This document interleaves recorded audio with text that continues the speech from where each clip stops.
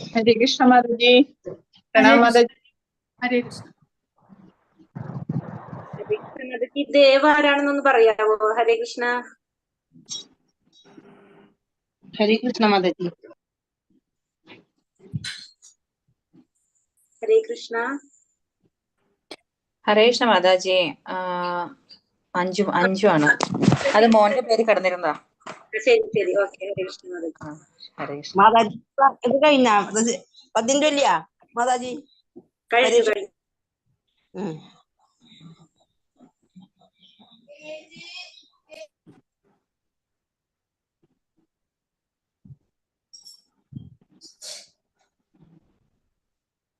ओम नमो भगवते वासुदेवाय। ओम नमो भगवते वासुदेवाय। ओम नमो भगवते वासुदेवाय।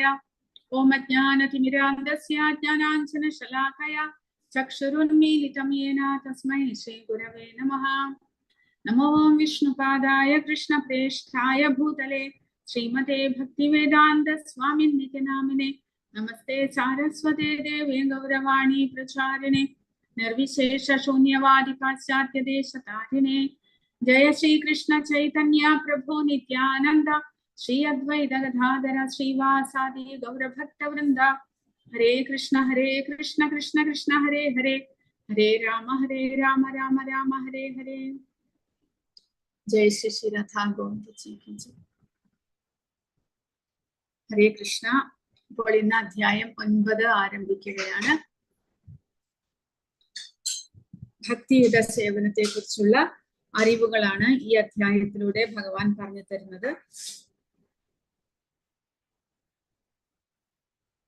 കൃഷ്ണനെ കുറിച്ച് ഏറ്റവും രഹസ്യാത്മകമായ അറിവ് ഭഗവാൻ പറഞ്ഞു തരികയാണ്. അത് നമ്മളെ കേൾപ്പിക്കുകയാണ് ഭഗവാൻ. ആ അറിവ് കേൾക്കാനുള്ള യോഗ്യതകളും അയോഗ്യതകളും എന്തൊക്കെയാണ് എന്ന് ഭഗവാൻ പറയുന്നു. പിന്നെ ഭഗവാന്റെ ഐശ്വര്യ ജ്ഞാനത്തെയും ഈ അധ്യായത്തിൽ പറയുന്നുണ്ട്. ഭഗവാൻ കൃഷ്ണന് ഈ ലോകത്തിനോടുള്ള ബന്ധം, നമ്മൾ ജീവാത്മാക്കളോടുള്ള ബന്ധം, ഭൗതിക പ്രകൃതി ഭഗവാന്റെ ആജ്ഞയാൽ എങ്ങനെയാണ് പ്രവർത്തിക്കുന്നത് എന്നെല്ലാമുള്ള കാര്യങ്ങൾ, ഭഗവാന്റെ ഐശ്വര്യം, ഭക്തിയുത സേവനത്തിന്റെ പ്രാധാന്യം, ഭക്തിയുത സേവനം എങ്ങനെയാണ് നിർവഹിക്കേണ്ടത് എന്ന് ഭഗവാൻ നമുക്ക് തന്നെ സ്വയം പറഞ്ഞു തരുന്നു. എങ്ങനെ ഭക്തിയിലൂടെ ഭഗവാനെ സേവിക്കാം, അതുമൂലം നമുക്ക് എന്താണ് ഗുണമുണ്ടാകുന്നത്, അത് ഭഗവാൻ പറഞ്ഞു തരുന്നു. അപ്പോൾ വളരെ വളരെ പ്രാധാന്യമുള്ള ഒരു അധ്യായമാണ് ഈ 9ാമത്തെ അധ്യായം. ഭഗവാൻ നേരിട്ട് നമ്മളോട് ഭക്തിയുത സേവനത്തിലൂടെ ഭഗവാനെ ആരാധിക്കാനായിട്ട് പറഞ്ഞു തരികയാണ്, എങ്ങനെ ആരാധിക്കണം എന്നുള്ളത്. കൂടാതെ ഭഗവാനും ഭൗതിക പ്രകൃതിയുമായിട്ടുള്ള ബന്ധം എങ്ങനെയാണ് ഭഗവാൻ പ്രകൃതിയെ നിലനിർത്തുന്നത്, അതെല്ലാം ഈ അധ്യായത്തിലൂടെ പറഞ്ഞു തരുന്നു. അതുകൊണ്ട് ഈ അധ്യായം ഗുഹ്യതമം എന്നാണ് ഭഗവാൻ പറയുന്നത്. വളരെ വളരെ വളരെ രഹസ്യമായിട്ടുള്ള ജ്ഞാനമാണ് ഈ അധ്യായത്തിലൂടെ ഭഗവാൻ നമുക്ക് പറഞ്ഞു തരുന്നത് എന്നാണ് ഭഗവാൻ പറയുന്നത്, ഗുഹ്യതമം എന്ന്. അപ്പോൾ ഈ ഭഗവാൻ വളരെ രഹസ്യമായിട്ടുള്ള ഈ കാര്യങ്ങൾ നമുക്ക് മനസ്സിലാക്കണമെങ്കിൽ, അല്ലെങ്കിൽ നമ്മൾ കേൾക്കണമെങ്കിൽ നമ്മുടെ യോഗ്യത എന്താണ്? ഭഗവാൻ പറയുന്നു, അനസൂയവേ, അസൂയ ഇല്ലാതിരിക്കുക. ഭഗവാനോട് അസൂയ ഇല്ലാതിരിക്കുന്നവർക്ക് ഈ ജ്ഞാനം കേൾക്കാനും മനസ്സിലാക്കാനും കഴിവുണ്ടാകുന്നു. ഭഗവാനോട് അസൂയയുള്ളവർക്ക് ഈ ആധ്യാത്മികമായിട്ടുള്ള അറിവ് കരസ്ഥമാക്കാനുള്ള കഴിവ് ഉണ്ടാകുന്നില്ല. അവർ ഭഗവാനെ തെറ്റിദ്ധരിക്കുന്നു. അങ്ങനെ ഈ അധ്യായത്തിന് രാജവിദ്യ, രാജഗുഹ്യ യോഗം എന്നാണ് പേരിട്ടിരിക്കുന്നത്. രാജവിദ്യ, ഭക്തിയുത സേവനം എന്നുള്ളത് രാജവിദ്യ. എല്ലാ വിദ്യകളിലും വെച്ച് രാജാവാണ്. ഏറ്റവും ടോപ്പ് മോസ്റ്റ് ആയിട്ടുള്ള അറിവാണ് ഈ ആധ്യാത്മികമായിട്ടുള്ള ഭക്തിയുത സേവനം എന്നുള്ളത്. കൂടാതെ എല്ലാ രഹസ്യങ്ങളിലും വെച്ച് ടോപ്പ് മോസ്റ്റ്, ഏറ്റവും രഹസ്യമായിട്ടുള്ള കാര്യമാണ് ഭഗവാന്റെ ഭക്തിയുത സേവനത്തെ കുറിച്ചുള്ള അറിവ്. അതാണ് ഈ അധ്യായം വളരെ വളരെ പ്രാധാന്യമുള്ളതായിട്ട് പറയുന്നത്. ശ്രീല പ്രഭുപാദരുടെ വാക്കുകളിലെ കൂടെ അധ്യായ സംഗ്രഹം എന്താണ്? ഭഗവാൻ കൃഷ്ണൻ പരമാത്മാവാണ്, ആരാധനയുടെ പരമോന്നത ലക്ഷ്യമാണ്. അതീന്ദ്രിയമായ ഭക്തി സേവനത്തിലൂടെ ആത്മാവ് അദ്ദേഹവുമായി ശാശ്വതമായി ബന്ധപ്പെട്ടിരിക്കുന്നു. ഒരുവന്റെ ശുദ്ധമായ ഭക്തി പുനരുജ്ജീവിപ്പിക്കുന്നതിലൂടെ ഒരാൾ ആത്മീയ മണ്ഡലത്തിൽ ഭഗവാൻ കൃഷ്ണനിലേക്ക് മടങ്ങുന്നു. അതാണ് പ്രഭുപാദ ഈ അധ്യായത്തിന്റെ സംഗ്രഹമായിട്ട് പറയുന്നത്. ഭഗവാൻ കൃഷ്ണൻ സ്വയം പരമാത്മാവായിട്ടും പ്രവർത്തിക്കുന്നുണ്ട്. അദ്ദേഹമാണ് നമ്മുടെ ആരാധനയുടെ പരമോന്നത ലക്ഷ്യം. അദ്ദേഹമാണ്. അങ്ങനെ നമ്മൾ ഭക്തിയുത സേവനം ചെയ്ത് ആത്മാവിന് ഈ ശരീരം ഉപയോഗിച്ച് നമുക്ക് സേവനങ്ങൾ ചെയ്യാൻ സാധിക്കുകയുള്ളൂ. അപ്പോൾ ശരീരം ഉപയോഗിച്ച് നമ്മൾ ഭക്തിയുത സേവനങ്ങൾ ചെയ്യുമ്പോൾ അതിന്റെ ഗുണം ലഭിക്കുന്നത് ആർക്കാണ്? ജീവാത്മാവിന്. ജീവാത്മാവിന് ഭഗവാനുമായിട്ട് ബന്ധപ്പെടാനായിട്ട് സാധിക്കുന്നു. അതുകൊണ്ടാണ് മനുഷ്യ ശരീരം ഇത്രമാത്രം ഇമ്പോർട്ടന്റ് ആണ് എന്ന് പറയുന്നത്. കാരണം മനുഷ്യ ശരീരത്തിൽ നമ്മൾ ഈ ശരീരം ഉപയോഗിച്ച് ഭക്തിയുത സേവനങ്ങൾ, ഭഗവാന്റെ ശ്രവണം, കീർത്തനം, സ്മരണം മുതലായവ ചെയ്യുമ്പോൾ അതിന്റെ ഗുണം ലഭിക്കുന്നത് ആർക്കാണ്? ജീവാത്മാവിന്. ജീവാത്മാവിന് അങ്ങനെ പരിശുദ്ധനാകാനും ഭഗവാനുമായിട്ട് ബന്ധപ്പെടാനും സാധിക്കുന്നു. അങ്ങനെ ആത്മീയ മണ്ഡലത്തിലേക്ക്, ഭഗവാനിലേക്ക് മടങ്ങിപ്പോകാൻ ജീവാത്മാവിന് സാധിക്കുന്നു. കഴിഞ്ഞ അധ്യായത്തിൽ, 8ാമത്തെ അധ്യായത്തിൽ അനന്യമായ ഭക്തിയുത സേവനം അനുഷ്ഠിക്കുന്നതിലൂടെ അതിൽ ഉറച്ചു നിൽക്കുന്ന ഒരു ഭക്തൻ പ്രകാശത്തിന്റെയും ഇരുട്ടിന്റെയും പാതയിലൂടെ പോകുന്നതിനെയെല്ലാം മറികടന്ന് ഭഗവാനെ പ്രാപിക്കാൻ സാധിക്കുന്നത് എങ്ങനെയെന്ന് ഭഗവാൻ വിവരിക്കുകയുണ്ടായി. 2 വഴിയാണ് മരണത്തിലേക്കുള്ള വഴി. 2ആണ്. അതായത് ഈ ഭൗതിക പ്രപഞ്ചത്തിൽ നിന്ന് നമ്മൾ പോകുന്നത് 2 വഴിയിലൂടെയാണ് എന്ന് ഭഗവാൻ പറയുകയുണ്ടായി. ഒന്ന് പ്രകാശത്തിലൂടെയും ഒന്ന് ഇരുട്ടിലൂടെയും. പ്രകാശത്തിലൂടെ പോകുന്ന വ്യക്തിക്ക് ഭഗവത് ധാമത്തിലേക്ക് തിരിച്ചു പോകാം, പിന്നീട് പുനർജന്മമില്ല. എന്നാൽ ഇരുട്ടിലൂടെ പോകുന്ന വ്യക്തിക്ക് തിരിച്ചു വരേണ്ടതായിട്ട് വരും എന്ന് ഭഗവാൻ പറയുകയുണ്ടായി. പക്ഷേ ഭക്തൻ ഇതിനെയെല്ലാം മറികടക്കുന്നു. ഭക്തൻ ഇതിനെക്കുറിച്ച് ചിന്തിക്കുന്നതേയില്ല. ഭക്തൻ ഭഗവാന്റെ സംരക്ഷണത്തിലാണ്. അങ്ങനെ ഭക്തന് ഭഗവാനെ തന്റെ ഭക്തിയുത സേവനത്തിലൂടെ ഭഗവാനെ പ്രാപിക്കാൻ സാധിക്കും. അപ്പോൾ ഈ അധ്യായത്തിൽ എങ്ങനെയാണ് ഒരു ശുദ്ധ ഭക്തൻ അനന്യ ഭക്തനാകുന്നത്, അതിനു വേണ്ടിയിട്ട് അദ്ദേഹം എന്തെല്ലാം ഭക്തിയുത സേവനങ്ങൾ ചെയ്യണം എന്ന് ഭഗവാൻ വിവരിക്കുന്നു. ഇനി ഇവിടെ പ്രഭുപാദ പറയുന്നത് ഇത് ഗുഹ്യതമം എന്ന് പറയുമ്പോൾ 2 മുതൽ 6 വരെയുള്ള അധ്യായത്തിൽ ഭൗതിക വസ്തുവിനെയും, അതായത് ശരീരത്തെയും ആത്മാവിനെയും കുറിച്ചുള്ള അറിവ് പറഞ്ഞു തരുന്നു. 2ാമത്തെ അധ്യായത്തിലെ 6ാമത്തെ ശ്ലോകം, 2 മുതൽ 6 വരെയുള്ള അധ്യായങ്ങൾ ശരീരത്തെയും ആത്മാവിനെയും കുറിച്ചുള്ള അറിവ് പറഞ്ഞു തരുന്നത് അത് രഹസ്യമാണ്. അതിനെ അതുകൊണ്ട് ഗുഹ്യം എന്നാണ് പറയുന്നത്. രഹസ്യമായിട്ടുള്ള അറിവാണ്. ഈ പ്രപഞ്ചത്തിൽ ഓപ്പൺ ആയിട്ട് നമുക്ക് എവിടെ നിന്നും അത് ലഭിക്കുന്നില്ല. സ്കൂളിലോ കോളേജിലോ ഒന്നും അതിനെക്കുറിച്ച് പഠിപ്പിക്കുന്നില്ല.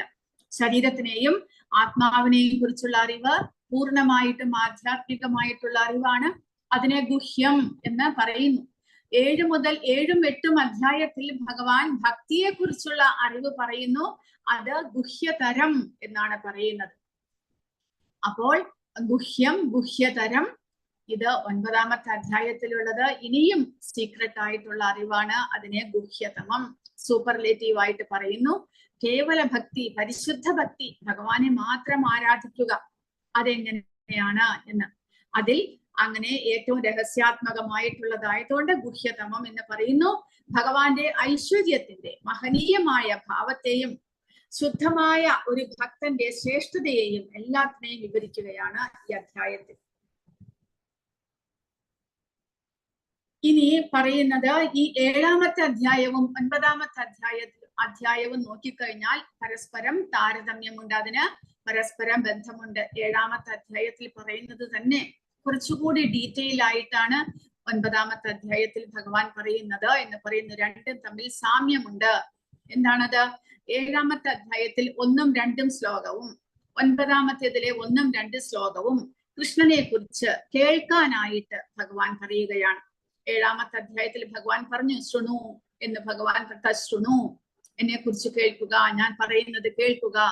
അതുപോലെ 9ാം അധ്യായത്തിലും ഭഗവാൻ ഉപദേശിക്കുന്നതിനെ കേൾക്കാനായിട്ട് പറയുന്നു. 7-ല് 4 മുതൽ 7 അല്ലെങ്കിൽ 12 ശ്ലോകങ്ങളെല്ലാം തന്നെ ഭഗവാന്റെ ഊർജവും ഭൗതിക ലോകവുമായുള്ള അദ്ദേഹത്തിന്റെ ബന്ധത്തെക്കുറിച്ചും പറയുന്നു. ഭൂമിരാപോന ലോകായുഹോ എന്നെല്ലാം ഭൗതിക പ്രകൃതിയും ഭഗവാനും തമ്മിലുള്ള ബന്ധത്തെക്കുറിച്ച് ഭഗവാൻ പറയുകയുണ്ടായി. അതിനെ കുറച്ചുകൂടെ വിവരണമായിട്ട് ഈ അധ്യായത്തിൽ 4 മുതൽ 10 വരെയുള്ള ശ്ലോകങ്ങളിൽ ഭൗതിക പ്രകൃതിയും ഭഗവാനുമായിട്ടുള്ള ബന്ധത്തെ കുറച്ചുകൂടി ഡീപ്പായിട്ട് ഭഗവാൻ പറഞ്ഞു തരുന്നു. 7ാമത്തെ അധ്യായത്തിൽ 8 മുതൽ 11 വരെയുള്ള ശ്ലോകങ്ങളിൽ ഈ ലോകത്തിനുള്ളിലെ കൃഷ്ണന്റെ സർവവ്യാപിത്വം ഭഗവാൻ പറയുകയുണ്ടായി. ഈ അധ്യായത്തിലും 16 മുതൽ 19 വരെയുള്ള ശ്ലോകത്തിൽ അതിനെക്കുറിച്ച് തന്നെ വിവരിക്കുന്നു.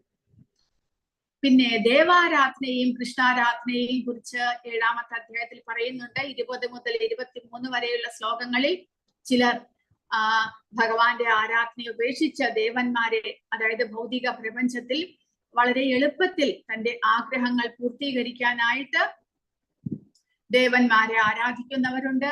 അവരുടെ വിശ്വാസത്തെ സംരക്ഷിക്കുന്നത് ഞാനാണ് എന്നെല്ലാം ഭഗവാൻ പറയുന്നു.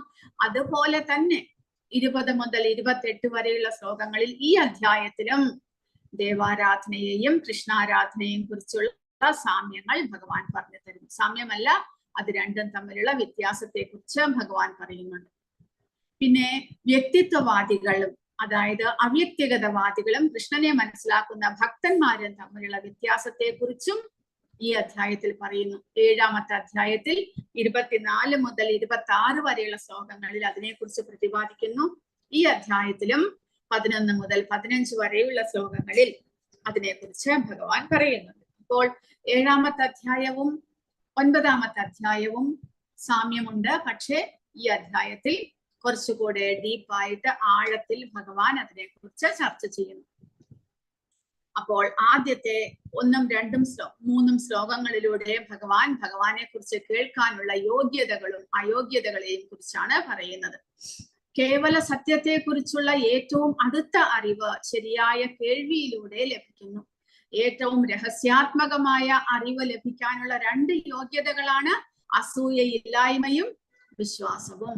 ഈ ഭൗതിക ലോകത്ത് ജനന മരണ പാതയിലേക്ക് മടങ്ങാൻ അവിശ്വാസം ഒരാളെ പ്രേരിപ്പിക്കുന്നു. അപ്പോൾ ഭഗവാനിൽ വിശ്വാസം ഇല്ലെങ്കിൽ അത് നമ്മളെ പുനർജന്മത്തിലേക്ക് നയിക്കുന്നു. അപ്പോൾ ആധ്യാത്മികതയിലേക്ക് മുന്നേറാനുള്ള ഏറ്റവും ആദ്യത്തെ സ്റ്റെപ്പാണ് ആദൗ ശ്രദ്ധ, വിശ്വാസം.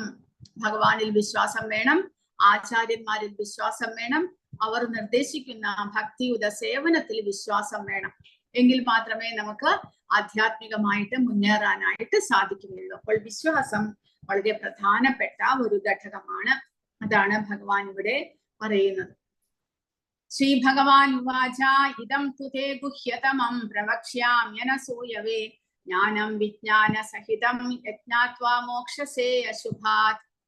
ഭഗവാൻ പറയുന്നു, ഇദം തുതേ ഗുഹ്യതമം, വളരെ രഹസ്യമായിട്ടുള്ള കാര്യമാണ്. പ്രവക്ഷ്യാമി, ഭഗവാൻ പറയുന്നത് ഞാൻ പറയുന്നത്. പ്രവക്ഷ്യാമി, ഞാൻ പറഞ്ഞു തരുന്നു. ആർക്ക് പറഞ്ഞു തരുന്നു?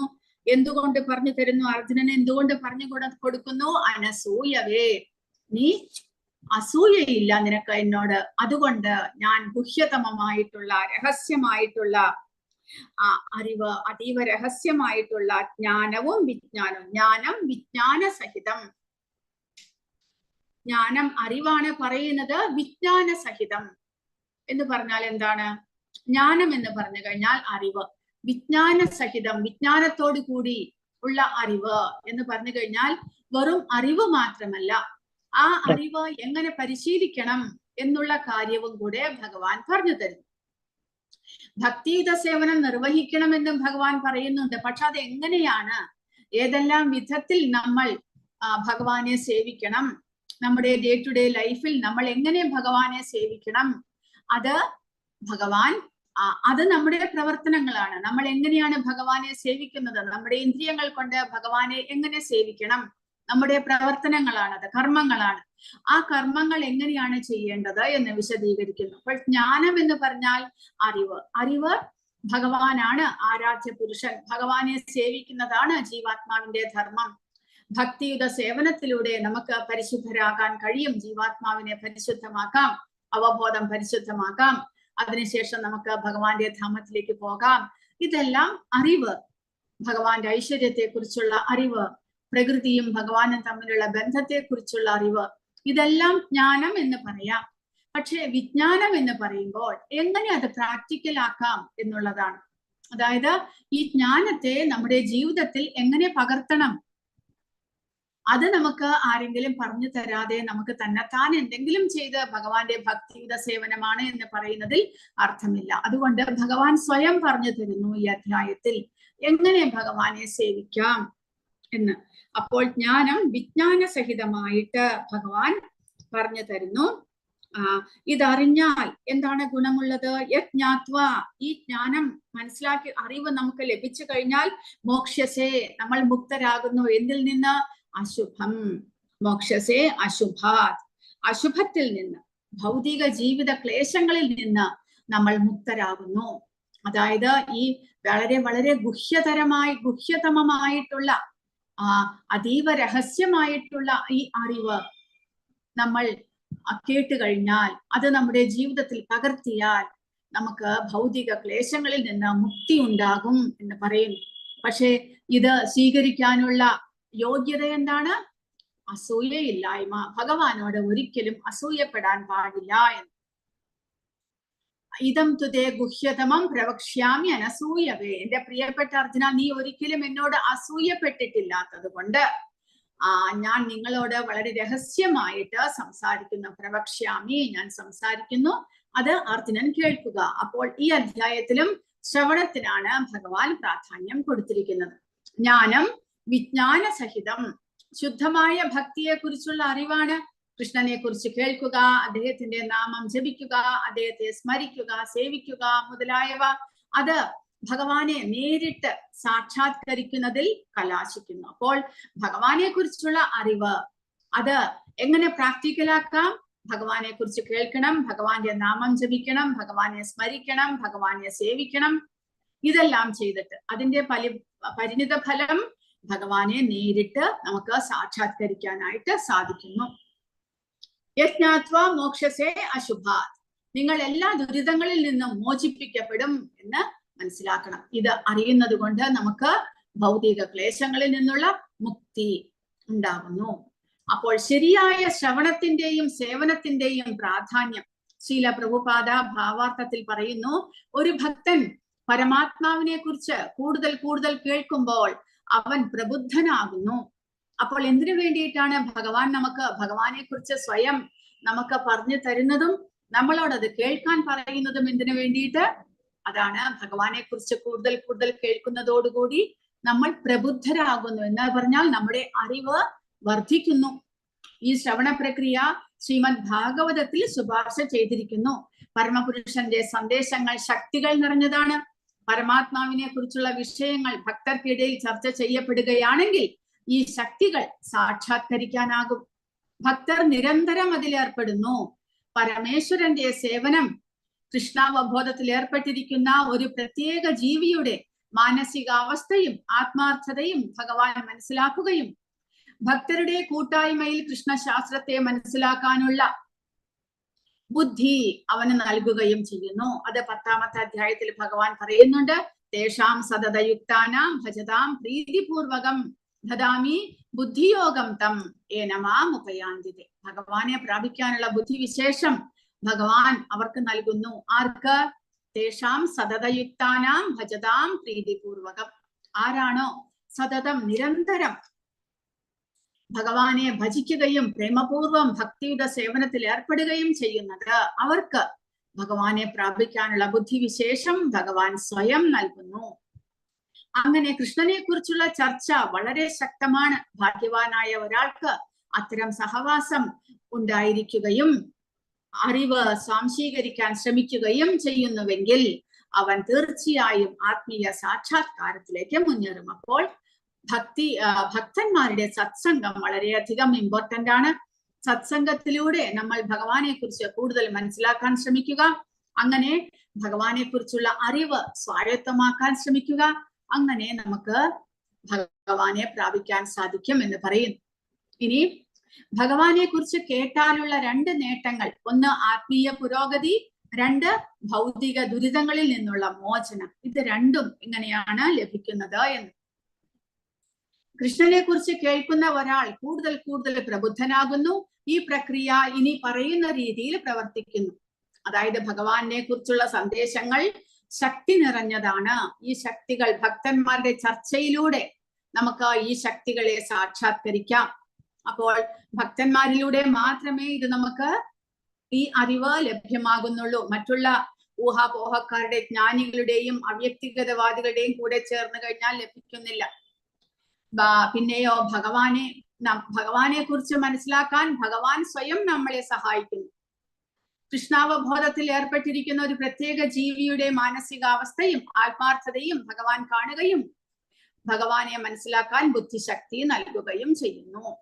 ഉദാഹരണം, അർജുനനോട് ഭഗവാൻ വീണ്ടും വീണ്ടും രഹസ്യമായിട്ടുള്ള കാര്യങ്ങൾ പറയുന്നത് പോലെ, അങ്ങനെ അർജുനന്റെ അറിവ് ഭഗവാൻ കൂടുതൽ കൂടുതൽ വർദ്ധിപ്പിക്കുന്നത് പോലെ ഭഗവാൻ ഭക്തന്മാർക്ക് ഭഗവാനെ പ്രാപിക്കാനുള്ള ബുദ്ധി പല വഴികളിലൂടെയും ഭഗവാൻ തന്നെ സ്വയം നേരിട്ട് പറയുകയല്ല, ഭഗവാൻ ആ വഴി നമ്മിലേക്ക് എത്തിച്ചു തരുന്നു.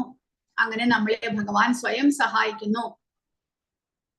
പിന്നെ ഭൗതിക ദുരിതങ്ങളിൽ നിന്നുള്ള മോചനം, ഏറ്റവും രഹസ്യാത്മകമായ അറിവിൽ സ്ഥിതി ചെയ്യുന്ന ഒരാൾ സ്വാഭാവികമായും അതീന്ദ്രിയനാണ്. ഭൗതിക വേദനകൾ ഉണ്ടാകുന്നില്ല. ഇഹായസ്യ ഹരേർദാസ്യേ കർമ്മണ മനസാ ഗിര നിഖിലസ്വാഭ്യവസ്ഥാസു ജീവൻ മുക്ത സൗച്യതേ. ഭക്തിരസാമൃത സിന്ധുവിൽ പറഞ്ഞിരിക്കുന്നു, ഭൗതിക അസ്തിത്വത്തിന്റെ സ്വാഭാവികമായ അവസ്ഥയിൽ പോലും സ്നേഹപൂർവം ഭക്തി നിർഭരമായ സേവനം നൽകാൻ ആത്മാർത്ഥമായി ഏർപ്പെട്ടാൽ ഒരാൾ വിമോചിതനായി കണക്കാക്കാം. അതായത് ഭൗതിക പ്രകൃതിയുടെ എല്ലാ തരത്തിലുള്ള ദുരിതങ്ങളും ശരീരത്തിന് വരുന്നുണ്ടെങ്കിൽ കൂടെ ഒരാൾ ആത്മാർത്ഥമായിട്ട് ഭഗവാനെ സേവിക്കാനുള്ള ആഗ്രഹം മനസ്സിലുണ്ട്, തനിക്കാകുന്നിടത്തോളം ഭഗവാന്റെ സേവനങ്ങളും ചെയ്യുകയാണെങ്കിൽ അയാൾ ജീവൻ മുക്തനാണ്. ഭൗതികതയിൽ ഇരിക്കുന്നു, ശരീരം ഉപയോഗിച്ചാണ് പ്രവർത്തനങ്ങൾ ചെയ്യുന്നത്, ശരീരത്തിന് ക്ലേശങ്ങളുണ്ട്, എല്ലാം ഉണ്ടെങ്കിൽ കൂടെ അദ്ദേഹം കഷ്ടപ്പെട്ടിട്ടാണെങ്കിലും ഭഗവാന്റെ സേവനങ്ങൾ ചെയ്യാൻ ആഗ്രഹിക്കുകയും ഭഗവാനെ സേവിക്കുകയും ചെയ്യുന്നുണ്ടെങ്കിൽ അദ്ദേഹം ജീവൻ മുക്തനാണ് എന്ന് പറയുന്നു. അങ്ങനെ ഏർപ്പെട്ടിരിക്കുന്ന ഏതൊരാളും ഒരു വിമോചിത വ്യക്തിയാണ്. അപ്പോൾ നമ്മളെ അവസാനം ഭഗവാൻ സ്വയം നമ്മളെ സഹായിക്കും എന്നുള്ള ആ ഒരു കോൺഫിഡൻസ്, വിശ്വാസം നമ്മുടെ ഉള്ളിൽ ഉണ്ടാകണം. നമ്മൾ ഇത്ര വർഷമായിട്ട് ഭഗവാനെ സേവിക്കുന്നു, ഒരു മാറ്റവും കാണുന്നില്ല എന്നെല്ലാം ചിലർ എന്നോട് പറയാറുണ്ട്. എത്ര വർഷമായി നാമം ജപിക്കുന്നു, ഒരു മാറ്റവും കാണാനെന്നില്ല, ഭഗവാൻ എന്നെ അനുഗ്രഹിക്കുമോ എന്ന് അറിഞ്ഞുകൂടാ. പക്ഷെ നമ്മൾ ഒരിക്കലും വിശ്വാസം കളയാൻ പാടില്ല. നമ്മുടെ പ്രവൃത്തികളെല്ലാം പക്ഷെ ആത്മാർത്ഥമായിരിക്കണം. ഭഗവാന്റെ സേവനങ്ങൾ ആത്മാർത്ഥമായിരിക്കണം. അതിൽ ചതിവൊന്നും പാടില്ല. നമ്മുടെ ബുദ്ധി ഉപയോഗിച്ച് എന്തെങ്കിലും ഭഗവാനെ പറ്റിക്കാനായിട്ട് ചെയ്യരുത്. ആത്മാർത്ഥമായിട്ട് സീരിയസ് ആയിട്ട് ഭഗവാനെ സേവിക്കണം. കാരണം എന്റെ ആരാധ്യ പുരുഷൻ ഭഗവാനാണ്, ഞാൻ ആത്മാവാണ്. എന്റെ ഡ്യൂട്ടി, കർത്തവ്യം ഭഗവാനെ, പ്രഥമ കർത്തവ്യം ഭഗവാനെ ആരാധിക്കുക എന്നുള്ളതാണ്, സേവിക്കുക എന്നുള്ളതാണ്. രണ്ടാമത്തേതേ ആകുന്നുള്ളൂ നമ്മുടെ ഭൗതിക ശരീരബന്ധത്തിലുള്ള മറ്റുള്ളവരെ സേവിക്കലെല്ലാം രണ്ടാമതേ വരുന്നുള്ളൂ. നമ്മുടെ പ്രഥമ കർത്തവ്യം ഭഗവാനെ സേവിക്കുക എന്നുള്ളതാണ്. അപ്പോൾ അതിൽ നമ്മുടെ മനസ്സ് പരിപൂർണമായിട്ടും അതിൽ മുഴുകണം, ആത്മാർത്ഥതയുണ്ടായിരിക്കണം. അങ്ങനെ വിശ്വാസത്തോടു കൂടി ഭഗവാനെ സേവിക്കുകയാണെങ്കിൽ നമുക്ക് ക്രമേണ ആ ഒരു ഘട്ടം വരുമ്പോൾ ഭഗവാൻ തീർച്ചയായിട്ടും നമ്മളെ സഹായിക്കും. അപ്പോൾ ആ ഒരു വിശ്വാസത്തോടു കൂടി നമ്മൾ ഭഗവാന്റെ സേവനത്തിൽ ഏർപ്പെടണം. ഇതം ജ്ഞാനം എന്ന വാക്കിന്റെ പ്രാധാന്യം ഭക്തി സേവന പ്രക്രിയയെ സൂചിപ്പിക്കുന്നു. ഒരുവന്റെ ഹൃദയം ഭൗതിക മലിനീകരണത്തിൽ നിന്ന് ശുദ്ധമാകുന്നു. ഒരാൾ കൃഷ്ണശാസ്ത്രം മനസ്സിലാക്കുകയും ആത്മീയ ബോധത്തിലേക്ക് ഉയർത്തുകയും ചെയ്യുന്നു. ഒരാൾ ആത്മീയ പ്രവർത്തനങ്ങൾ മനസ്സിലാക്കുന്നു. ജീവാത്മാവ് ഭൗതികമല്ല എന്ന് അറിഞ്ഞാൽ മാത്രം പോരാ. ശരീരത്തിന്റെ പ്രവർത്തനങ്ങളും ആത്മീയ പ്രവർത്തനങ്ങളും തമ്മിലുള്ള വ്യത്യാസത്തെ മനസ്സിലാക്കണം. അതാണ് ജ്ഞാനം, വിജ്ഞാനം എന്നെല്ലാം പറയുന്നത്. ശരീരം എങ്ങനെ പ്രവർത്തിക്കുന്നു, ആ ജീവാത്മാവ് ഭൗതികമല്ല ആത്മീയനാണ് എന്ന് പറഞ്ഞാൽ മാത്രം പോരാ. പിന്നെയോ ആത്മീയത്വത്തിലേക്ക് ഉയരാനുള്ള പ്രവർത്തനങ്ങൾ നമ്മൾ ചെയ്യേണ്ടതാണ്. ആത്മീയമായ പ്രവർത്തനങ്ങളും ഭൗതികമായ പ്രവർത്തനങ്ങളും തമ്മിലുള്ള വ്യത്യാസത്തെ മനസ്സിലാക്കി ആത്മീയ പ്രവർത്തനങ്ങൾ നമ്മൾ പ്രവർത്തിക്കാനായിട്ട് ആരംഭിക്കണം. അസൂയയില്ലാത്ത അനസൂയവേ എന്നുള്ളതാണ് ശരിയായ ഈ ആത്മീയ കാര്യങ്ങൾ കേൾക്കാനുള്ള യോഗ്യത. അസൂയയാണ് തെറ്റായ വ്യാഖ്യാനത്തിന്റെ മൂലകാരണം. അപ്പോൾ പ്രഭുപാദ പറയുന്നത് ഭഗവാനോടുള്ള അസൂയ മൂലമാണ് മറ്റുള്ള ഗ്രന്ഥകർത്താക്കൾ ഭഗവത്ഗീതയെ തെറ്റായിട്ട് വ്യാഖ്യാനിക്കുന്നത് എന്നാണ് പറയുന്നത്. ഭഗവത്ഗീതയെ കുറിച്ച് അഭിപ്രായം പറയാൻ ആഗ്രഹിക്കുന്ന ഏതൊരാൾക്കും യോഗ്യത ഇതാണ്. അസൂയ ഇല്ലാതിരിക്കുന്നവർക്ക് മാത്രമേ ഭഗവത്ഗീത വ്യാഖ്യാനം കൊടുക്കാനുള്ള യോഗ്യതയുള്ളൂ. ഉയർന്ന അക്കാദമിക് പണ്ഡിതന്മാർ എന്നാൽ അസൂയയുള്ളതിനാൽ കൃത്യമല്ലാത്ത വ്യാഖ്യാനങ്ങൾ നൽകുന്നു. കൃഷ്ണന്റെ സ്വഭാവത്തെ അറിയാതെ വിമർശിക്കുന്നവൻ വിഡ്ഢിയാണ്. അപ്പോൾ അങ്ങനെയുള്ള വ്യാഖ്യാനങ്ങൾ നമ്മൾ ഒഴിവാക്കണം. ഒരു ഭക്തന് മാത്രമേ ഭഗവാന്റെ നിർദ്ദേശങ്ങൾ അതേപടി വ്യാഖ്യാനിക്കാനായിട്ട് സാധിക്കുകയുള്ളൂ. കാരണം ഭക്തൻ ഭഗവാനോട് അസൂയയില്ലാത്തവനാണ്. അപ്പോൾ ഭഗവാനെ കുറിച്ച് കേൾക്കാനുള്ള യോഗ്യത അസൂയയില്ലായ്മ എന്നാണ് പറയുന്നത്. 3-ാമത്തെ ശ്ലോകത്തിൽ ഭഗവാൻ വിശ്വാസത്തെ കുറിച്ചും കൂടെ പറയുന്നുണ്ട്. രാജവിദ്യാരാജഗുഹ്യം പവിത്രമിതമുത്തമം പ്രത്യക്ഷാവഗമം ധർമ്മ്യം സുസുഖം കർത്തുമവ്യയം. അപ്പോൾ ഇനി എന്താണത് ഈ ജ്ഞാനം എന്ന് ഭഗവാൻ പറഞ്ഞത്? ഏത് ജ്ഞാനത്തെ കുറിച്ചാണ് ഭഗവാൻ പറയുന്നത്? ആ ജ്ഞാനം രാജവിദ്യയാണ് എന്ന് ഭഗവാൻ പറയുന്നു. എല്ലാ വിദ്യകളിലും വെച്ച് രാജാവ്, എല്ലാ തത്വചിന്തകളുടെയും സാരാംശമാണ്. പിന്നെ രാജഗുഹ്യം, എല്ലാ രഹസ്യങ്ങളുടെയും രാജാവ്. അതായത് ആത്മാവിന്റെ പ്രവർത്തനങ്ങളെ കുറിച്ചുള്ള അറിവാണ് ഭഗവാൻ പറഞ്ഞു തരുന്നത്. അത് എല്ലാ രഹസ്യങ്ങളിലും വെച്ച് ഉത്തമമായിട്ടുള്ള രഹസ്യമാണ്. അത് നമുക്ക് പരസ്യമായിട്ട് ലഭിക്കുന്നില്ല. അതുകൊണ്ട് അത് രാജഗുഹ്യം. പിന്നെയോ പവിത്രമാണ്. ഈ അറിവ് പവിത്രമാണ്, എല്ലാത്തിലും ശുദ്ധമായത്. എല്ലാ ഭൗതിക മലിനീകരണങ്ങളിൽ നിന്നും ഒരാളെ ശുദ്ധീകരിക്കുന്നു. അതുകൊണ്ട് ഇത് പവിത്രം. പവിത്രം എന്നാൽ ഇത് സ്വയം പരിശുദ്ധമാണ്. കൂടാതെ ഇതിനെ അഡോപ്റ്റ് ചെയ്യുന്നവർ, ഈ ഭക്തിയുത സേവനത്തെ നിർവഹിക്കുന്നവർ സ്വയം പരിശുദ്ധരാകുന്നു. അപ്പോൾ അത്രമാത്രം ശക്തിയുണ്ട് ആ ഭക്തിയുത സേവനത്തിന് എന്ന് പറയുന്നു. ഉത്തമം, ഈ ലോകത്തിലെ അന്ധകാരത്തിനോ അജ്ഞതയ്ക്കോ അതീതമാണ് ഈ അറിവ്. പ്രത്യക്ഷാവഗമം, സാക്ഷാത്കാരത്തിലൂടെ ആത്മാനുഭവം നൽകുന്നു. അതായത് പ്രത്യക്ഷമായിട്ട് നമുക്ക് ഈ ഭക്തിയുത സേവനം നിർവഹിക്കുന്നത് കൊണ്ട് നമ്മളിൽ ഉണ്ടാകുന്ന മാറ്റങ്ങൾ നമുക്ക് പ്രത്യക്ഷമായിട്ട് അനുഭവമാകുന്നു. നമുക്കറിയാൻ സാധിക്കുന്നു നമ്മിൽ എന്തെല്ലാം മാറ്റങ്ങൾ വന്നിരിക്കുന്നു.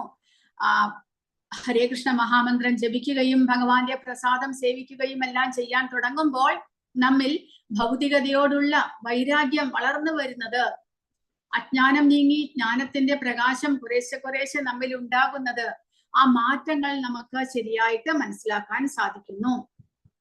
പിന്നെ ധർമ്മമാണ് ഇത്. അതായത് മതത്തിന്റെ പൂർണ്ണത, പരമാത്മാവിനുള്ള സേവനം, ജീവാത്മാവിന്റെ കർത്തവ്യത്തെ കുറിച്ചാണ് ഇത് പറയുന്നത്. പിന്നെ ഇതെങ്ങനെ ചെയ്യാം? സുസുഖം കർത്തും, എളുപ്പത്തിലും സന്തോഷത്തോടെയും അവതരിപ്പിക്കാം. നമുക്ക് ഭക്തിയുത സേവനം എന്നുള്ളത് കഷ്ടമുള്ള, നമ്മൾ കഷ്ടപ്പെട്ട് രാഗിക്കൊണ്ടൊന്നും ചെയ്യുന്ന കാര്യമല്ല. പിന്നെയോ സുസുഖം, സന്തോഷത്തോടു കൂടിയാണ് നമ്മൾ ഭഗവാന്റെ സേവനങ്ങൾ ചെയ്യുന്നത്. അത് ആ ഭഗവാന്റെ ഭക്തിയുത സേവനങ്ങൾ ചെയ്യുമ്പോൾ നമ്മുടെ ഉള്ളിൽ ഒരു ആനന്ദം നമുക്ക് അനുഭവപ്പെടുന്നു. കാരണം ഇത് ജീവാത്മാവിന്റെ കർത്തവ്യമായതുകൊണ്ട് അത് ചെയ്യുമ്പോൾ നമ്മുടെ ഉള്ളിൽ ആ ഒരു സന്തോഷം. അതുകൊണ്ട് ഇത് പറയുന്നത് സുസുഖം കർത്തും, സന്തോഷത്തോടു കൂടി ചെയ്യാൻ സാധിക്കുന്നതാണ്. അവ്യയമാണ്, ഒരിക്കലും നശിക്കാത്തത്, അനശ്വരമായതും ശാശ്വതവും നശിപ്പിക്കാനാവാത്തതും. അതായത് ഭൗതികമായിട്ടുള്ളതല്ല ഇത്. അതുകൊണ്ട് എന്നെന്നും നിലനിൽക്കുന്നതാണ് ഈ ഭക്തിയുത സേവനം. അതുകൊണ്ട് ഇത് രാജവിദ്യ, രാജഗുഹ്യം, പവിത്രം, ഉത്തമം, പ്രത്യക്ഷാവഗമം, ധർമ്മ്യം, സുസുഖം കർത്തും അവ്യയം എന്ന് ഭക്തിയുത സേവനത്തെ കുറിച്ച് ഭഗവാൻ ഇത്രയും കാര്യങ്ങൾ വിവരിക്കുകയുണ്ടായി. ശുദ്ധഭക്തിയെ കുറിച്ചുള്ള അറിവിന്റെ സവിശേഷതകൾ. രാജവിദ്യ, ഈ അറിവാണ് വിദ്യാഭ്യാസത്തിന്റെ രാജാവ്. കാരണം മുമ്പ് വിശദീകരിച്ച എല്ലാ സിദ്ധാന്തങ്ങളുടെയും തത്വചിന്തകളുടെയും സാരാംശം ഇതാണ്. വ്യത്യസ്ത തത്വചിന്തകർ ഗൗതമൻ, കണാദൻ, കപിലൻ, യാജ്ഞവൽക്യൻ, ശാണ്ഡില്യൻ, വൈശ്വാനരൻ, അവസാനമായി വേദാന്ത സൂത്രത്തിന്റെ രചയിതാവായ വ്യാസദേവനുമുണ്ട്. ഇവരെല്ലാവരും, അനേകം തത്വചിന്തകരുണ്ട്, പക്ഷെ ഇവരെല്ലാവരും സാരാംശം പറഞ്ഞിരിക്കുന്നത് എന്താണ്? ഭഗവാന്റെ ഭക്തിയുത സേവനമാണ് ഏറ്റവും ശ്രേഷ്ഠമായിട്ടുള്ളത്. കൂടാതെ രാജഗുഹ്യം ഏറ്റവും രഹസ്യാത്മകമായ അറിവാണ്. ഇത് ആത്മാവിന്റെ ശാശ്വത പ്രവർത്തനങ്ങളെ കുറിച്ച് സംസാരിക്കുകയും അങ്ങനെ നല്ല വിവരങ്ങൾ നൽകുകയും ചെയ്യുന്നു. കേവലം രഹസ്യമായ അറിവ് ആത്മാവിനെ നശ്വരവും അനശ്വരവും മാറ്റമില്ലാത്തതുമാണ് എന്ന് വിശദീകരിക്കുന്നു. പൂർണമായ അറിവിന്റെ അഭാവം വ്യക്തിത്വത്തെയോ ശൂന്യതയോ കുറിച്ചുള്ള തെറ്റായ ധാരണയിലേക്ക് നയിക്കുന്നു. ആത്മാവ് എപ്പോഴും സജീവമാണ്. അപ്പോൾ ഭൗതികമായിട്ടുള്ള അറിവ് എന്ന് പറയുമ്പോൾ ശരീരത്തെ കുറിച്ച് മാത്രമുള്ള അറിവാണ് നമുക്ക് നൽകുന്നത്. ഫിസിക്സ്, കെമിസ്ട്രി, ബയോളജി ഇതെല്ലാം തന്നെ ഭൗതികമായിട്ടുള്ള മൂലകങ്ങളെ കുറിച്ച്, നമ്മുടെ ഈ ശരീരത്തിന്റെ ഘടകങ്ങളെ കുറിച്ച്, അതിനെക്കുറിച്ച് മാത്രമേ പഠിപ്പിക്കുന്നുള്ളൂ. പക്ഷേ ഇവിടെ പറയുന്നത് ആധ്യാത്മികമായിട്ടുള്ള അറിവാണ്.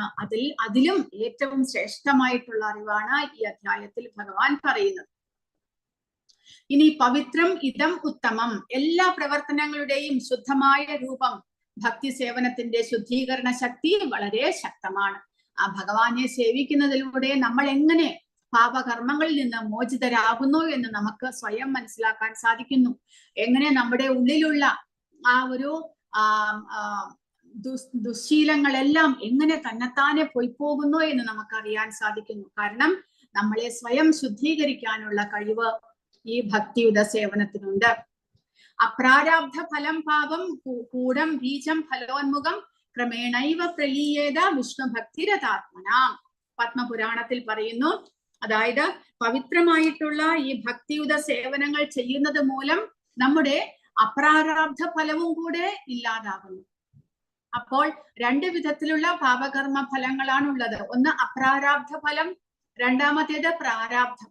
പ്രാരാബ്ധം എന്ന് പറയുമ്പോൾ നമ്മൾക്ക് അനുഭവിക്കാൻ യോഗ്യമായിട്ടുള്ള കർമ്മഫലങ്ങൾ നമ്മളിപ്പോൾ അനുഭവിക്കാൻ തുടങ്ങി, അല്ലെങ്കിൽ അനുഭവിക്കാൻ റെഡിയായി, അടുത്ത നിമിഷം മുതൽ നമ്മളെ അത് ബാധിക്കുന്നു. അങ്ങനെയുള്ള കർമ്മഫലങ്ങളാണ് പ്രാരാബ്ധ കർമ്മം എന്ന് പറയുന്നത്.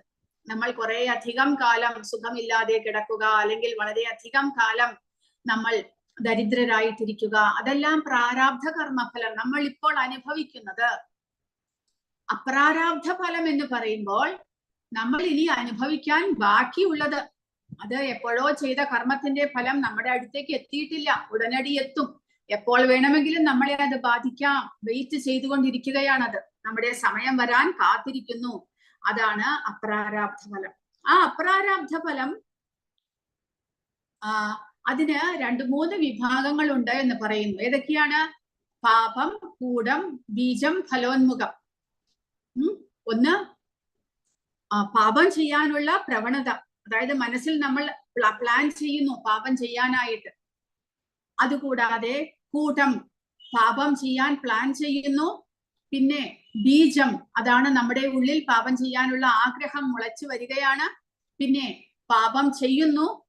പിന്നെ എന്ത്? അടുത്ത സ്റ്റേജ് കൂട്ടം, അതിന്റെ ഫലം വരാനായിട്ട് നമ്മൾ കാത്തിരിക്കുന്നു. അങ്ങനെ 3 സ്റ്റേജ് ഉണ്ട് അപ്രാരാബ്ധ ഫലത്തിന്. മനസ്സിൽ പ്ലാൻ ചെയ്യുക, ആ പാപകർമ്മം ചെയ്യുക, മൂന്നാമത് അതിന്റെ ഫലം നമ്മൾ അനുഭവിക്കാനായിട്ട് കാത്തിരിക്കുക. അപ്പോൾ അതിനെ പ്രഭുപാദ വിശദീകരിക്കുന്നത്, ഒരു കള്ളൻ എവിടെയെങ്കിലും മോഷണം ചെയ്യാനായിട്ട് മനസ്സിൽ പ്ലാൻ ചെയ്യുന്നു, അത് ആദ്യത്തെ സ്റ്റേജ്.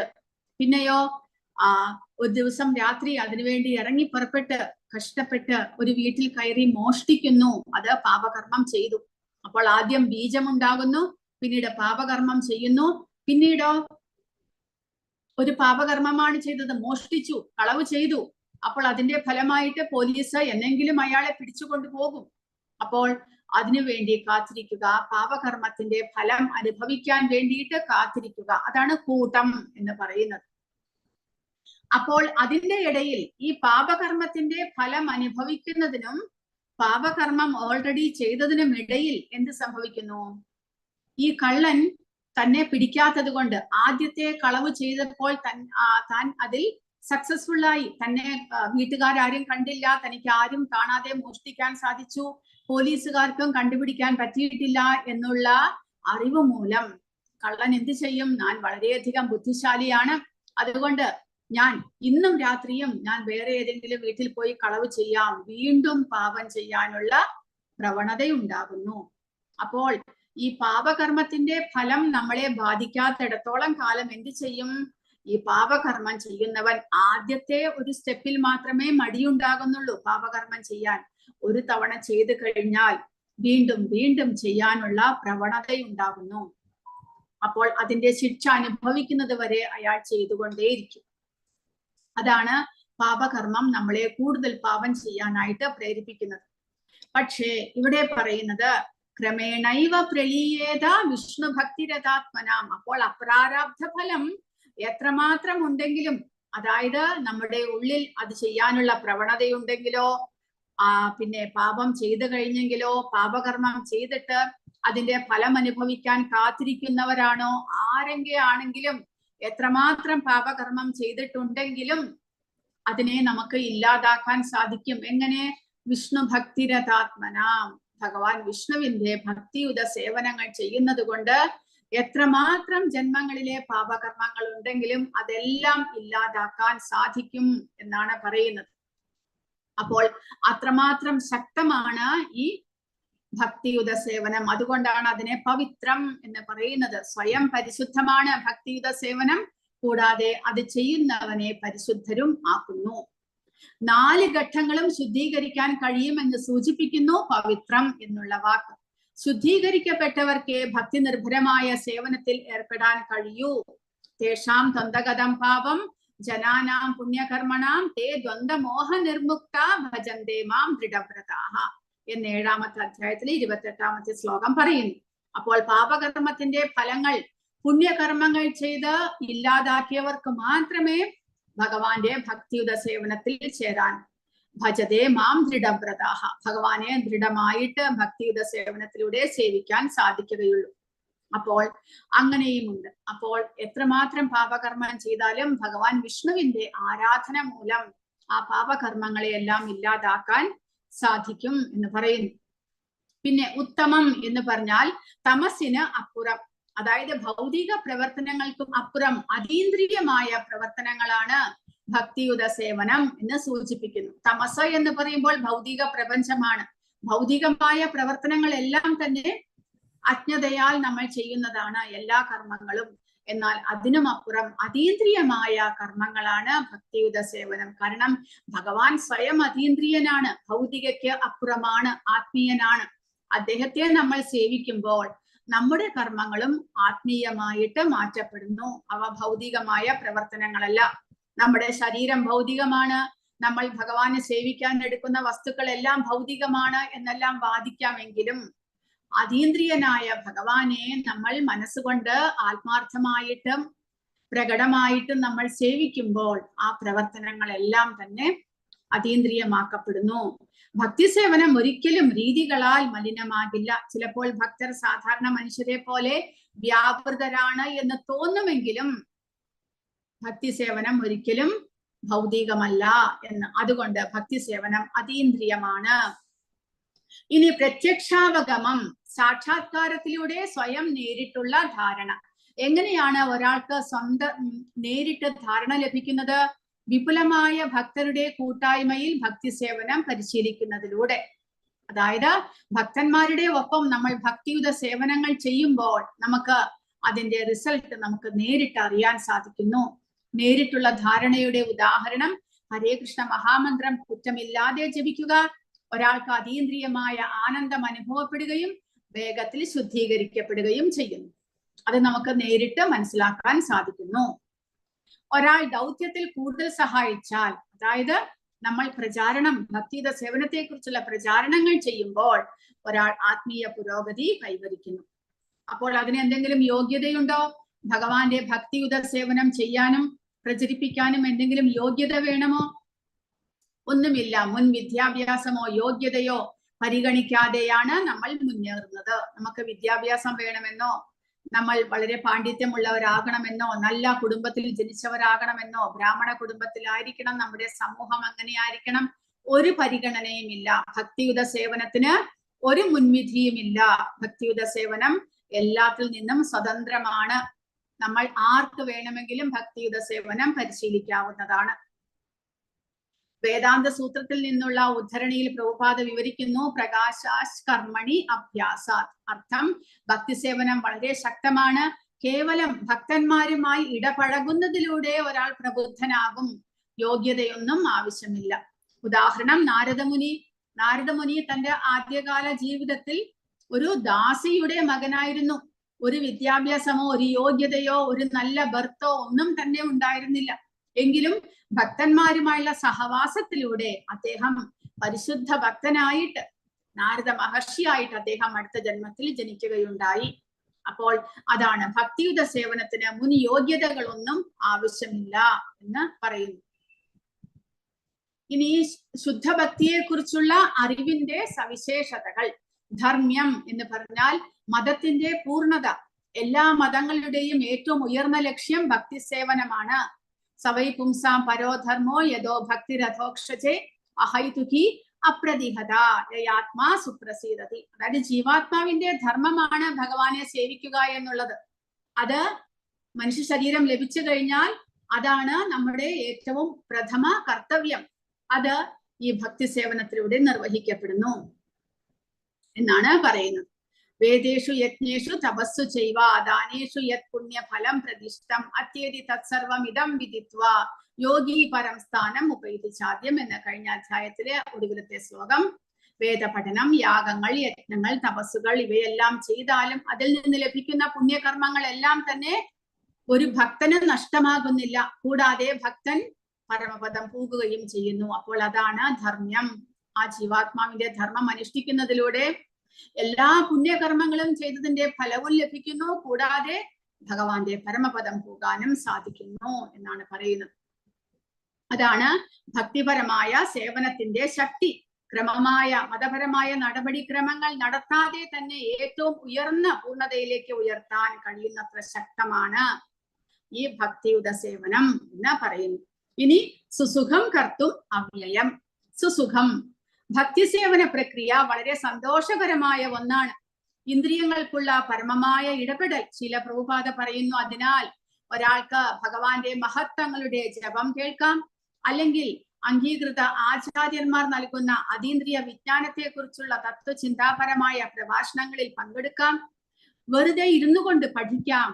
അപ്പോൾ ഒരാൾക്ക് ഭഗവാന് സമർപ്പിച്ച ഭക്ഷണത്തിന്റെ അവശിഷ്ടങ്ങൾ, നല്ല സ്വാദിഷ്ടമായ വിഭവങ്ങൾ കഴിക്കാം.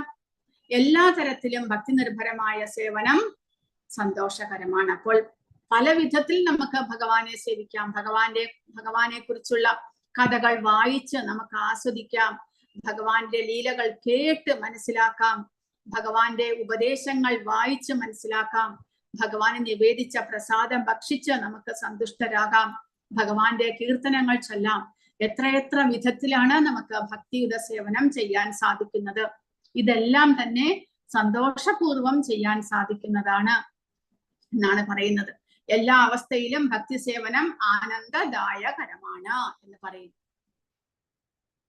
ഇനി അവ്യയം, ശാശ്വതമായി നിലനിൽക്കുന്ന ഒന്നാണ് ഈ ഭക്തിയുത സേവനം എന്ന് പറയുന്നു.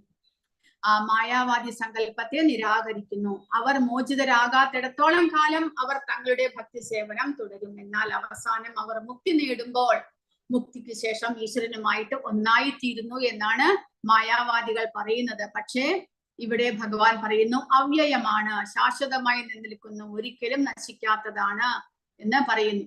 ബ്രഹ്മഭൂത പ്രസന്നാത്മാ നശോചതി ന കാംക്ഷതി സമസർവേഷു ഭൂതേഷു മദ്ഭക്തിം ലഭതേ പര. ഭഗവാൻ 18ാമത്തെ അധ്യായത്തിൽ പറയുന്നത്, ആത്മജ്ഞാനം ലഭിച്ച ശേഷവും ആ ഭക്തൻ എന്ത് സംഭവിക്കുന്നു? ഭക്തന് അപ്പോഴാണ് ഭക്തന് ഭക്തിം ലഭതേ പരാം, അതീന്ദ്രിയമായ ഭക്തിയുത സേവനം ചെയ്യാനുള്ള അവസരം ലഭിക്കുന്നത്. അപ്പോൾ ഇതുവരെ നമ്മൾ ചെയ്യുന്നത്, നമ്മൾ ആത്മജ്ഞാനം ലഭിക്കാൻ വേണ്ടിയുള്ള പരിശ്രമങ്ങളാണ്, പരിശുദ്ധരാകാനുള്ള പരിശ്രമങ്ങളാണ്. ആത്മജ്ഞാനം ലഭിച്ചു കഴിഞ്ഞാൽ പരിശുദ്ധമായ ഭക്തിയുത സേവനത്തിന്റെ അവസരം തുടങ്ങുകയായി. അങ്ങനെ അവ്യയമാണ്, ഒരിക്കലും നശിക്കാത്തതാണ്, ഒരിക്കലും അവസാനിക്കാത്തതാണ് ഭക്തിയുത സേവനം എന്ന് പറയുന്നു. ഏവം പ്രസന്ന മനസോ ഭഗവത് ഭക്തി യോഗതഃ ഭഗവത് തത്വവിജ്ഞാനം മുക്തസംഗസ്യ ജായതേ. അങ്ങനെ കലർപ്പില്ലാത്ത നന്മയിൽ സ്ഥാപിതമായ ഭഗവാന്റെ ഭക്തി നിർഭരമായ സമ്പർക്കത്തിലൂടെ മനസ്സ് ഉന്മേഷം പ്രാപിച്ച മനുഷ്യൻ എല്ലാ ഭൗതിക ബന്ധങ്ങളിൽ നിന്നും മോചനം നേടുന്ന ഘട്ടത്തിൽ ഈശ്വരന്റെ വ്യക്തിത്വത്തെ കുറിച്ച് നല്ല ശാസ്ത്രീയമായ അറിവ് നേടുന്നു. അങ്ങനെ ആത്മജ്ഞാനം നേടുന്നതോടുകൂടി ഭഗവാനെ കുറിച്ചുള്ള പൂർണ്ണമായിട്ടുള്ള അറിവ് സമ്പാദിക്കാൻ ഭക്തന് സാധിക്കുന്നു. അങ്ങനെ ആ അതീന്ദ്രിയമായ ഭക്തിയുത സേവനം അപ്പോൾ ആരംഭിക്കുന്നു. എന്നാൽ ഇവിടെ ഭഗവാൻ അടുത്ത ശ്ലോകത്തിൽ പറയുന്നത്, ഭഗവാനിൽ വിശ്വാസമില്ലാത്തവർക്ക് അല്ലെങ്കിൽ ഭക്തിയുത സേവനത്തിൽ വിശ്വാസമില്ലാത്തവർക്ക് ഭഗവാനെ പ്രാപിക്കാൻ സാധ്യമല്ല. അശ്രദ്ധദാന പുരുഷ ധർമ്മസ്യാസ്യ പരന്തപ അപ്രാപ്യമാം നിവർത്തന്തേ മൃത്യു സംസാരവത്മനി. അശ്രദ്ധദാന, ശ്രദ്ധ എന്ന് പറഞ്ഞാൽ വിശ്വാസം. അപ്പോൾ അശ്രദ്ധ എന്ന് പറഞ്ഞാൽ വിശ്വാസമില്ലായ്മ. വിശ്വാസം ഇല്ലാത്ത പുരുഷ, ഒരു മനുഷ്യന് ഈ ഭക്തിയുടെ സേവനത്തിൽ വിശ്വാസമില്ലാത്തവർക്ക് എന്നെ പ്രാപിക്കാനാവില്ല. അതുകൊണ്ട് അവർ ഈ ഭൗതിക ലോകത്തിൽ ജനന മരണങ്ങളുടെ വഴിയിലേക്ക് വീണ്ടും എത്തുന്നു. അതുകൊണ്ട് അവർക്ക് മുക്തി ലഭിക്കുന്നില്ല, ഭഗവാന്റെ പരമപദം പോകാൻ സാധിക്കുന്നില്ല. അതുകൊണ്ട് അവർക്ക് വീണ്ടും തിരിച്ചു വരേണ്ടതായിട്ട് വരും. അപ്പോൾ വിശ്വാസം എന്നുള്ളത് കൃഷ്ണാവബോധത്തിന്റെ പുരോഗതിക്കുള്ള ഏറ്റവും പ്രധാനപ്പെട്ട ഘടകമാണ്. വിശ്വാസത്തിന്റെ നിർവചനം ചൈതന്യ ചരിതാമൃതത്തിൽ പറഞ്ഞിരിക്കുന്നത്, കേവലം കൃഷ്ണനെ സേവിക്കുന്നതിലൂടെ ഒരാൾക്ക് എല്ലാ പൂർണ്ണതയും കൈവരിക്കാൻ കഴിയും എന്നുള്ള വിശ്വാസം. ഭഗവാനെ സേവിച്ചു കഴിഞ്ഞാൽ പിന്നീട് പ്രപഞ്ചത്തിലെ ഒരു കടമയും എനിക്ക് ചെയ്യേണ്ടതായിട്ടില്ല. ഞാൻ ഭഗവാനെ സേവിക്കുന്നു, ഭഗവാനാണ് പരംപിതാവ്, അദ്ദേഹത്തെ സേവിച്ചു കഴിഞ്ഞാൽ പിന്നീട് എനിക്ക് ആരോടും ഒരു കടമയും ഇല്ല എന്നുള്ള ചിന്ത. എന്ന് പറഞ്ഞാൽ ഞാൻ എന്റെ എല്ലാ കർത്തവ്യങ്ങളും ഞാൻ നിർവഹിക്കുന്നത് ഭഗവാനെ സേവിക്കുന്നതിലൂടെയാണ് എന്നുള്ള വിശ്വാസം. അതായത് യഥാ തരോർമൂല നിഷേചനേന, അതായത് ഒരു വൃക്ഷത്തിന് നമ്മൾ വേരിലേക്ക് വെള്ളമൊഴിക്കുന്നതിലൂടെ തൃപ്യന്തി തസ്കന്ധ ഭുജോപശാഖാഹ, ആ വൃക്ഷത്തിന്റെ ശാഖകളെയും ചില്ലകളെയും ഇലകളെയും എല്ലാം നമ്മൾ വെള്ളം കൊടുത്ത് സന്തോഷിപ്പിക്കുന്നു. അപ്പോൾ അതുപോലെ ഭഗവാൻ കൃഷ്ണനെ നമ്മൾ ആരാധിച്ചു കഴിഞ്ഞാൽ നമ്മുടെ എല്ലാ കർത്തവ്യങ്ങളും നമ്മുടെ ഫാമിലിയോട്, നമ്മുടെ സമൂഹത്തോട്, നമ്മുടെ രാഷ്ട്രത്തോട് എല്ലാം ഉള്ള കർത്തവ്യങ്ങൾ നമ്മൾ നിർവഹിച്ചു കഴിഞ്ഞിരിക്കുന്നു എന്നുള്ള വിശ്വാസം, അതാണ് വിശ്വാസം. അതുപോലെ പ്രാണോപഹാരാച്ച യഥേന്ദ്രിയാണാം, നമ്മൾ വയറിലേക്ക് ആഹാരം കൊടുത്തു കഴിഞ്ഞാൽ നമ്മുടെ എല്ലാ ഇന്ദ്രിയങ്ങൾക്കും ഉണർവ് ലഭിക്കുന്നു. അതുപോലെ തഥൈവ സർവാർഹണം അച്യുതേജ്യ, എല്ലാവരെയും നമ്മൾ സന്തോഷിപ്പിക്കുകയാണ്. ഭഗവാനെ സന്തോഷിപ്പിച്ചു കഴിഞ്ഞാൽ നമ്മൾ എല്ലാവരെയും സന്തോഷിപ്പിച്ചു കഴിഞ്ഞു എന്നുള്ള വിശ്വാസം, അതാണ് യഥാർത്ഥത്തിലുള്ള വിശ്വാസം എന്ന് പറയുന്നത്. അപ്പോൾ വിശ്വാസം എങ്ങനെയാണ് സൃഷ്ടിക്കപ്പെടുന്നത്? ഭക്തന്മാരുടെ ഒപ്പം ഭക്തി സത്സംഗത്തിലൂടെ നമ്മുടെ ഉള്ളിൽ ഭഗവാനോടുള്ള വിശ്വാസം വർദ്ധിച്ചു വരുന്നു. വിശ്വാസത്തിന്റെ അടിസ്ഥാനത്തിൽ 3 വിധത്തിലുള്ള കൃഷ്ണാവബോധമുള്ള മനുഷ്യരുണ്ട്. അതായത് ഏറ്റവും ഉയർന്ന നിലയിലുള്ളവരാണ് പരിശുദ്ധ ഭക്തന്മാർ, ഉന്നത നിലയിലുള്ളവർ. രണ്ടാമത്തെ നിലയിലുള്ളവരുടെ ഒന്നാമത്തെ നിലയിലുള്ളവരുടെ ഏറ്റവും ഉയർന്ന തരത്തിലുള്ള വിശ്വാസം എന്ന് പറഞ്ഞാൽ അവർ പരിശുദ്ധരായിരിക്കും. അവർ ഭഗവാനെയും ഭക്തന്മാരെയും സാധാരണ ജനങ്ങളെയും എല്ലാം ഒരേപോലെ കാണുന്നു. എന്നാൽ രണ്ടാമത്തെ നിലയിലുള്ളവർക്ക് ഉറച്ച വിശ്വാസം ഉണ്ടായിരിക്കും, എന്നാൽ അവർക്ക് ഭഗവാന്റെ ഭക്തിയുത ഗ്രന്ഥങ്ങളിൽ അധികം അറിവുണ്ടായിരിക്കുകയില്ല. എന്നാൽ ഏറ്റവും താഴ്ന്ന നിലയിലുള്ളവരാണെങ്കിലോ കനിഷ്ഠാധികാരി എന്ന് പറയുന്നു. കനിഷ്ഠാധികാരി അവർക്ക് വിശ്വാസം വർദ്ധിച്ചു വരുന്നതേയുള്ളൂ. ആ സമയത്ത് അവരുടെ വിശ്വാസത്തെ മാറ്റാനും സാധിക്കും. എന്നാൽ മധ്യമാധികാരി ഭഗവാനിൽ പൂർണ്ണ വിശ്വാസമുണ്ട്, എന്നാൽ ജ്ഞാനം കുറവായിരിക്കും. എന്നാൽ ഉത്തമാധികാരിയാണ് മഹാത്മാക്കൾ. അവർ ആചാര്യന്മാരായിട്ട് മാറുന്നു. അവർ ഭഗവാനെ കുറിച്ചും അവർ ഭക്തന്മാരെയും അഭക്തന്മാരെയും എല്ലാവരെയും ഒരേ നിലയിൽ കാണുന്നു. പണ്ഡിത സമദർശിന, അങ്ങനെയുള്ളവരാണ് ഉത്തമാധികാരി. അപ്പോൾ അങ്ങനെ വിശ്വാസത്തെ സംബന്ധിച്ച് 3 വിധത്തിലുള്ള കൃഷ്ണഭക്തന്മാർ ഉണ്ടാകുന്നു എന്ന് പറയുന്നു. അവിശ്വാസിക്ക് കൃഷ്ണനെ പ്രാപിക്കാനാകില്ല. വിശ്വാസമില്ലാത്തവർക്ക് ഈ പാത വളരെ ബുദ്ധിമുട്ടാണ്. കൃഷ്ണനെ കുറിച്ചും ഭക്തി സേവനത്തിന്റെ ശ്രേഷ്ഠതയെ കുറിച്ചും കേട്ടതിന് ശേഷവും ഭക്തി സേവനത്തിൽ ഏർപ്പെട്ടിരിക്കുന്നുവെങ്കിലും അത് കേവലം സ്തുതിപാഠകമാണ് എന്നവർ കരുതുന്നു. അവരുടെ വിധി പൂർണ്ണതയുടെ വളരെ ചെറിയ പ്രതീക്ഷ. അവർ ജനനത്തിന്റെയും മരണത്തിന്റെയും പാതയിലേക്ക് മടങ്ങി വരുന്നു. അപ്പോൾ വിശ്വാസമില്ലെങ്കിൽ ഭഗവാന്റെ പരമപദത്തിലേക്ക് ഉയരാൻ സാധ്യമാകുന്നില്ല എന്ന്. ഇനി അടുത്ത സെഷനിൽ ഭഗവാൻ ഇവിടെ പറഞ്ഞു തരുന്നത് ഭഗവാന്റെ ഐശ്വര്യജ്ഞാനം, ഭൗതിക പ്രപഞ്ചവുമായിട്ട് ഭഗവാനുള്ള ബന്ധത്തെ കുറിച്ച് ഭഗവാൻ അടുത്ത 4 ശ്ലോകത്തിൽ വിവരിക്കുകയാണ്. മയാതദമിദം സർവം ജഗദ് അവ്യക്തമൂർത്തിന മസ്ഥാനി സർവഭൂതാനി നചാഹം തേഷവസ്ഥിതഃ. അപ്പോൾ ഭഗവാൻ എങ്ങനെ പ്രപഞ്ചം മുഴുവനും വ്യാപിച്ചിരിക്കുന്നു? മയാ തദമിദം സർവം ജഗത് അവ്യക്തമൂർത്തിന, അവ്യക്തമായ രൂപത്തിൽ നമുക്ക് നേരിട്ട് കാണാൻ സാധിക്കാത്ത വിധത്തിലാണ് ഭഗവാൻ ഈ പ്രപഞ്ചം മുഴുവനും വ്യാപിച്ചിരിക്കുന്നത് എന്നാണ് ഭഗവാൻ പറയുന്നത്. മത്സ്ഥാനി സർവഭൂതാനി, ഭഗവാനിൽ എല്ലാ ജീവജാലങ്ങളും ഭഗവാനിൽ അടങ്ങിയിരിക്കുന്നു. എന്നാൽ ന ചാഹം തേഷു അവസ്ഥിതഃ, എന്നാൽ ഞാൻ അവയിലൊന്നിലും സ്ഥിതി ചെയ്യുന്നില്ല എന്ന്. അതായത് ഭഗവാന്റെ ശക്തിയിലാണ് എല്ലാ ജീവജാലങ്ങളും അടങ്ങിയിരിക്കുന്നത്. എന്നാൽ ഭഗവാനോ, ഭഗവാൻ ഈ ഭൗതിക പ്രകൃതിയിൽ നമുക്ക് കാണാൻ സാധിക്കുന്നുണ്ടോ? അതില്ല. അവ്യക്തമായ രൂപത്തിൽ ഭഗവാൻ ഈ പ്രപഞ്ചമെമ്പാടും വ്യാപിച്ചിരിക്കുന്നു. സർവഭൂതങ്ങളും എന്നിലാണ്, ഞാൻ അവയിലല്ല സ്ഥിതി ചെയ്യുന്നത് എന്ന് ഭഗവാൻ ഇവിടെ പറയുന്നു. അപ്പോൾ എങ്ങനെയാണത്? അവ്യക്തമൂർത്തിന എന്ന് പറഞ്ഞാൽ പ്രകടമാകാത്ത രൂപത്തിൽ. അതായത് ഭഗവാന്റെ ആ ശക്തി, ഭഗവാന്റെ ശക്തിയിലാണ് എല്ലാം നിലനിൽക്കുന്നതെങ്കിലും ആ ശക്തി പ്രകടമല്ല, നമ്മുടെ ഇന്ദ്രിയങ്ങൾക്ക് ഗോചരമല്ല എന്നർത്ഥം. നമ്മുടെ സ്ഥൂല ഭൗതിക ഇന്ദ്രിയങ്ങളാൽ നമുക്ക് ഭഗവാനെ കാണാൻ കഴിയില്ല എന്ന് ഇവിടെ സൂചിപ്പിക്കുന്നു. എങ്ങനെയാണ് ഭഗവാനെ നമ്മൾ അറിയുക? പക്ഷേ നമുക്ക് ഭഗവാനെ എങ്ങനെ അറിയാൻ സാധിക്കും? ഭക്തിരസാംസിൽ രൂപഗോസ്വാമി പറയുന്നു, അത് ശ്രീകൃഷ്ണ നാമാദി നഭവേ ഗ്രാഹ്യം ഇന്ദ്രിയൈഹി സേവോന്മുഖേഹി ജിഹ്വാദോ സ്വയമേവ സ്ഫുരത്യതഃ. ഭഗവാനെ നമുക്ക് അങ്ങനെ പെട്ടെന്നൊന്നും മനസ്സിലാക്കാൻ സാധ്യമല്ല എന്ന്. പിന്നെ എങ്ങനെ മനസ്സിലാക്കണം? സേവോന്മുഖേഹി, നമ്മുടെ ഇന്ദ്രിയങ്ങൾ കൊണ്ട് ഭഗവാന്റെ സേവനങ്ങൾ ചെയ്തു വരുമ്പോൾ ക്രമേണ സ്വയമേവ സ്ഫുരത്യതഃ, നമുക്ക് സ്വയം നമ്മൾ പരിശുദ്ധരായി വരുന്നതോടുകൂടി നമുക്ക് ഭഗവാനെ മനസ്സിലാക്കാൻ സാധിക്കും. കാരണം ഭഗവാൻ നമ്മുടെ ഭൗതിക ഇന്ദ്രിയങ്ങൾക്ക് അവ്യക്തനാണ്.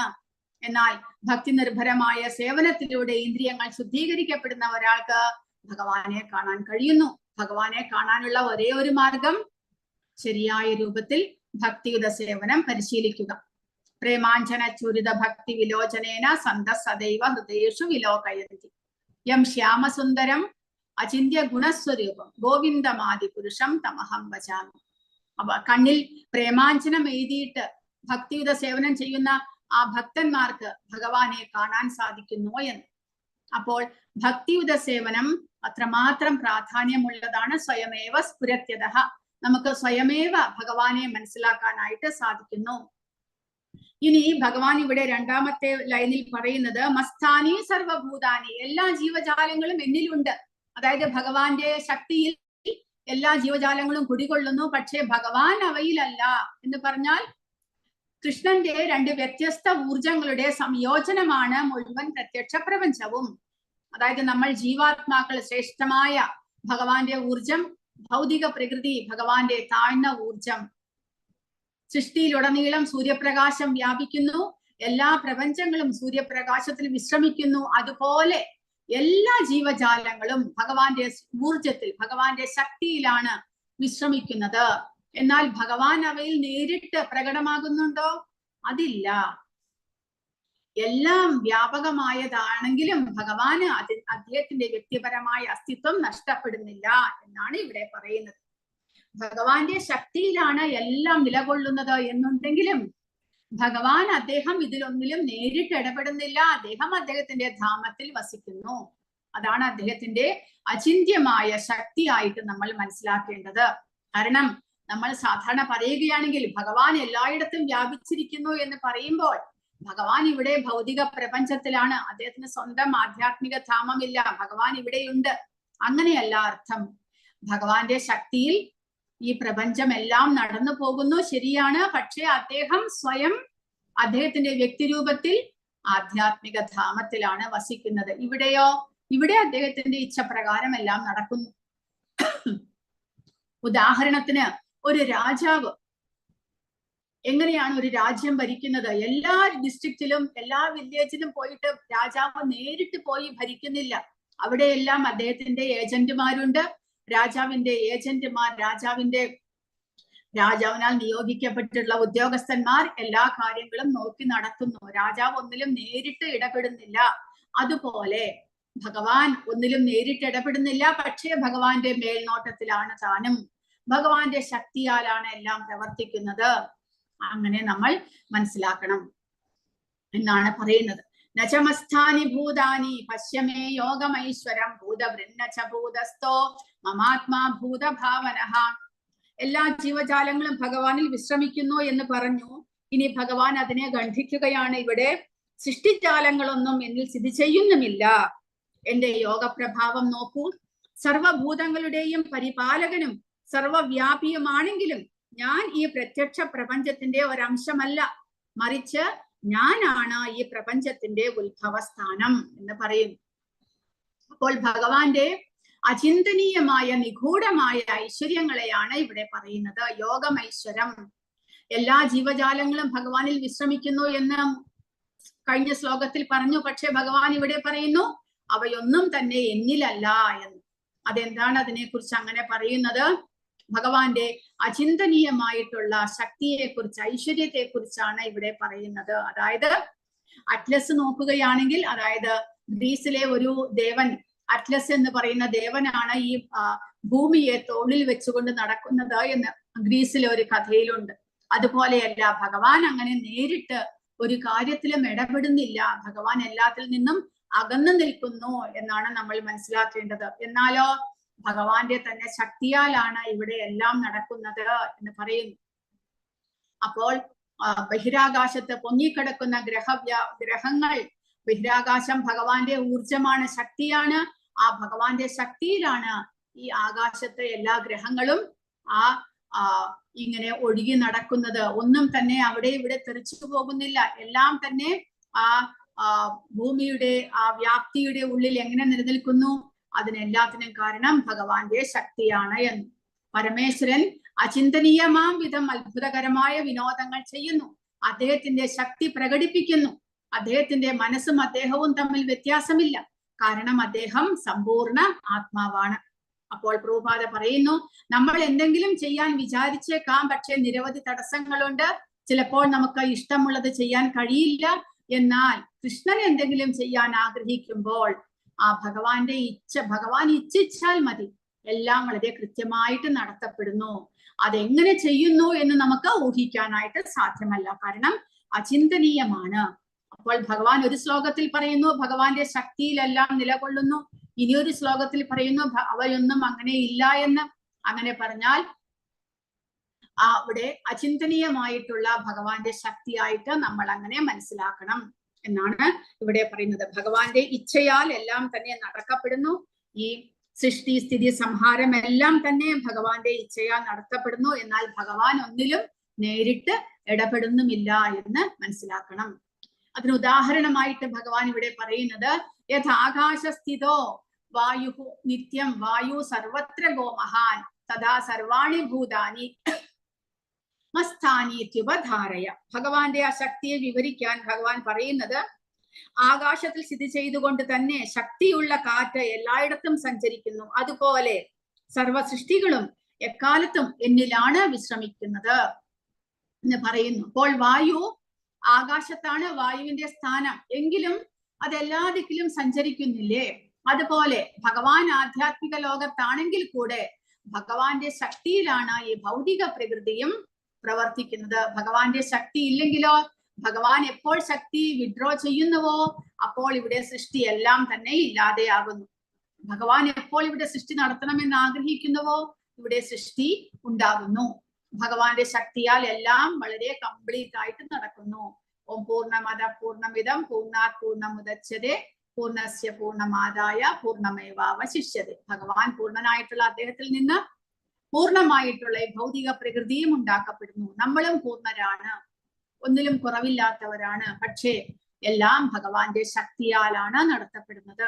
എപ്പോൾ ഭഗവാൻ അദ്ദേഹത്തിന്റെ ശക്തി തിരിച്ചെടുക്കുന്നുവോ എല്ലാം തന്നെ സംഹരിക്കപ്പെടുന്നു എന്ന് മനസ്സിലാക്കണം. അങ്ങനെ മനുഷ്യന് അനുമാനിക്കാവുന്ന വിപുലമായ ഒരു പ്രതിഭാസമാണ് ആകാശം. ആകാശത്തിലുള്ള വായു അഥവാ കാറ്റാണ് പ്രപഞ്ചത്തിലെ മഹത്തായ ആവിർഭാവം. കാറ്റ് വലുതാണ്, എല്ലാ ചലനങ്ങളെയും സ്വാധീനിക്കുന്നു. എന്നാൽ കാറ്റ് ഒരിക്കലും ആകാശത്തിന് അതീതമല്ല, അതെല്ലായ്പ്പോഴും ആകാശത്തിന് കീഴിലാണ്. അതുപോലെ എല്ലാ അത്ഭുതകരമായ പ്രാപഞ്ചിക പ്രകടനങ്ങളും ഭഗവാന്റെ ഹിതത്താൽ നിലനിൽക്കുന്നു. ആകാശം എപ്പോഴും ആകാശം അകന്നിരിക്കുന്നത് പോലെ, കാറ്റിന്റെ ചലനങ്ങളാൽ ബാധിക്കപ്പെടാത്തത് പോലെ ഭഗവാനും ഈ ഭൗതിക പ്രകൃതിയിലെ പ്രവർത്തനങ്ങളിൽ നിന്ന് അകന്നു നിൽക്കുന്നു എന്നാണ് നമ്മൾ മനസ്സിലാക്കേണ്ടത്.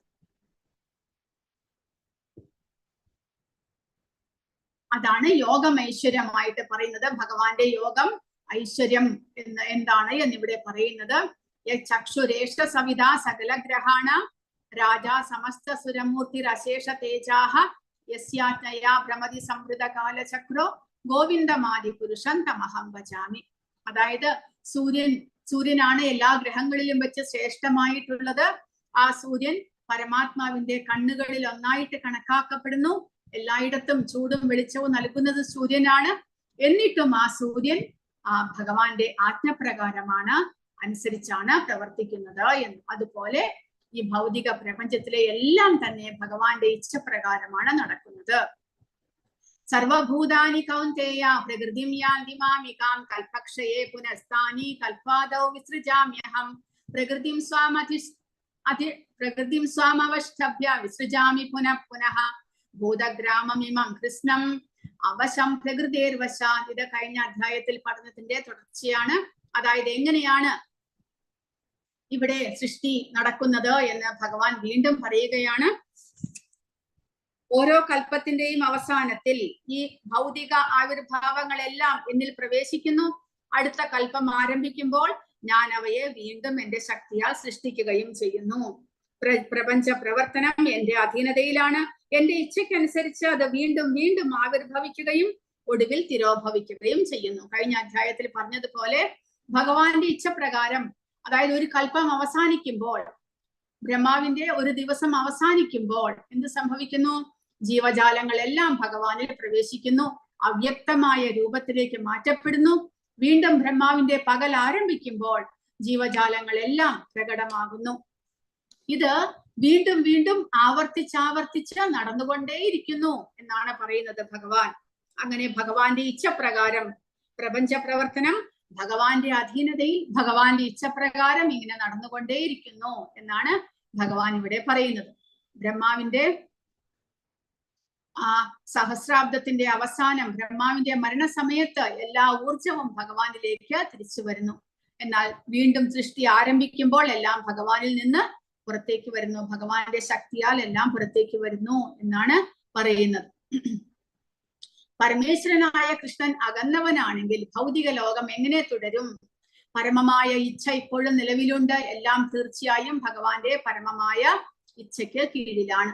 എന്തെന്നാൽ മഹത്തത്വത്തിലേക്ക് 3 വിഷ്ണുരൂപങ്ങളായിട്ട് ഭഗവാൻ പ്രവേശിക്കുന്നു. കഴിഞ്ഞ അധ്യായത്തിൽ പറഞ്ഞതുപോലെ മഹാവിഷ്ണു, കാരണോദകശായ വിഷ്ണു, ഗർഭോദകശായ വിഷ്ണു, ക്ഷീരോദകശായ വിഷ്ണു. എന്നാലോ ഭഗവാന്റെ നേരിട്ടുള്ള പങ്കാളിത്തവുമില്ല. ഭഗവാൻ സ്വയം സൃഷ്ടിക്കുകയോ സംഹരിക്കുകയോ ചെയ്യുന്നില്ല. എല്ലാം ഭഗവാന്റെ ശക്തിയാൽ അദ്ദേഹത്തിന്റെ ഇച്ഛപ്രകാരം എല്ലാം സ്വാഭാവികമായിട്ട് തന്നെ നടത്തപ്പെടുകയാണ് ചെയ്യുന്നത്.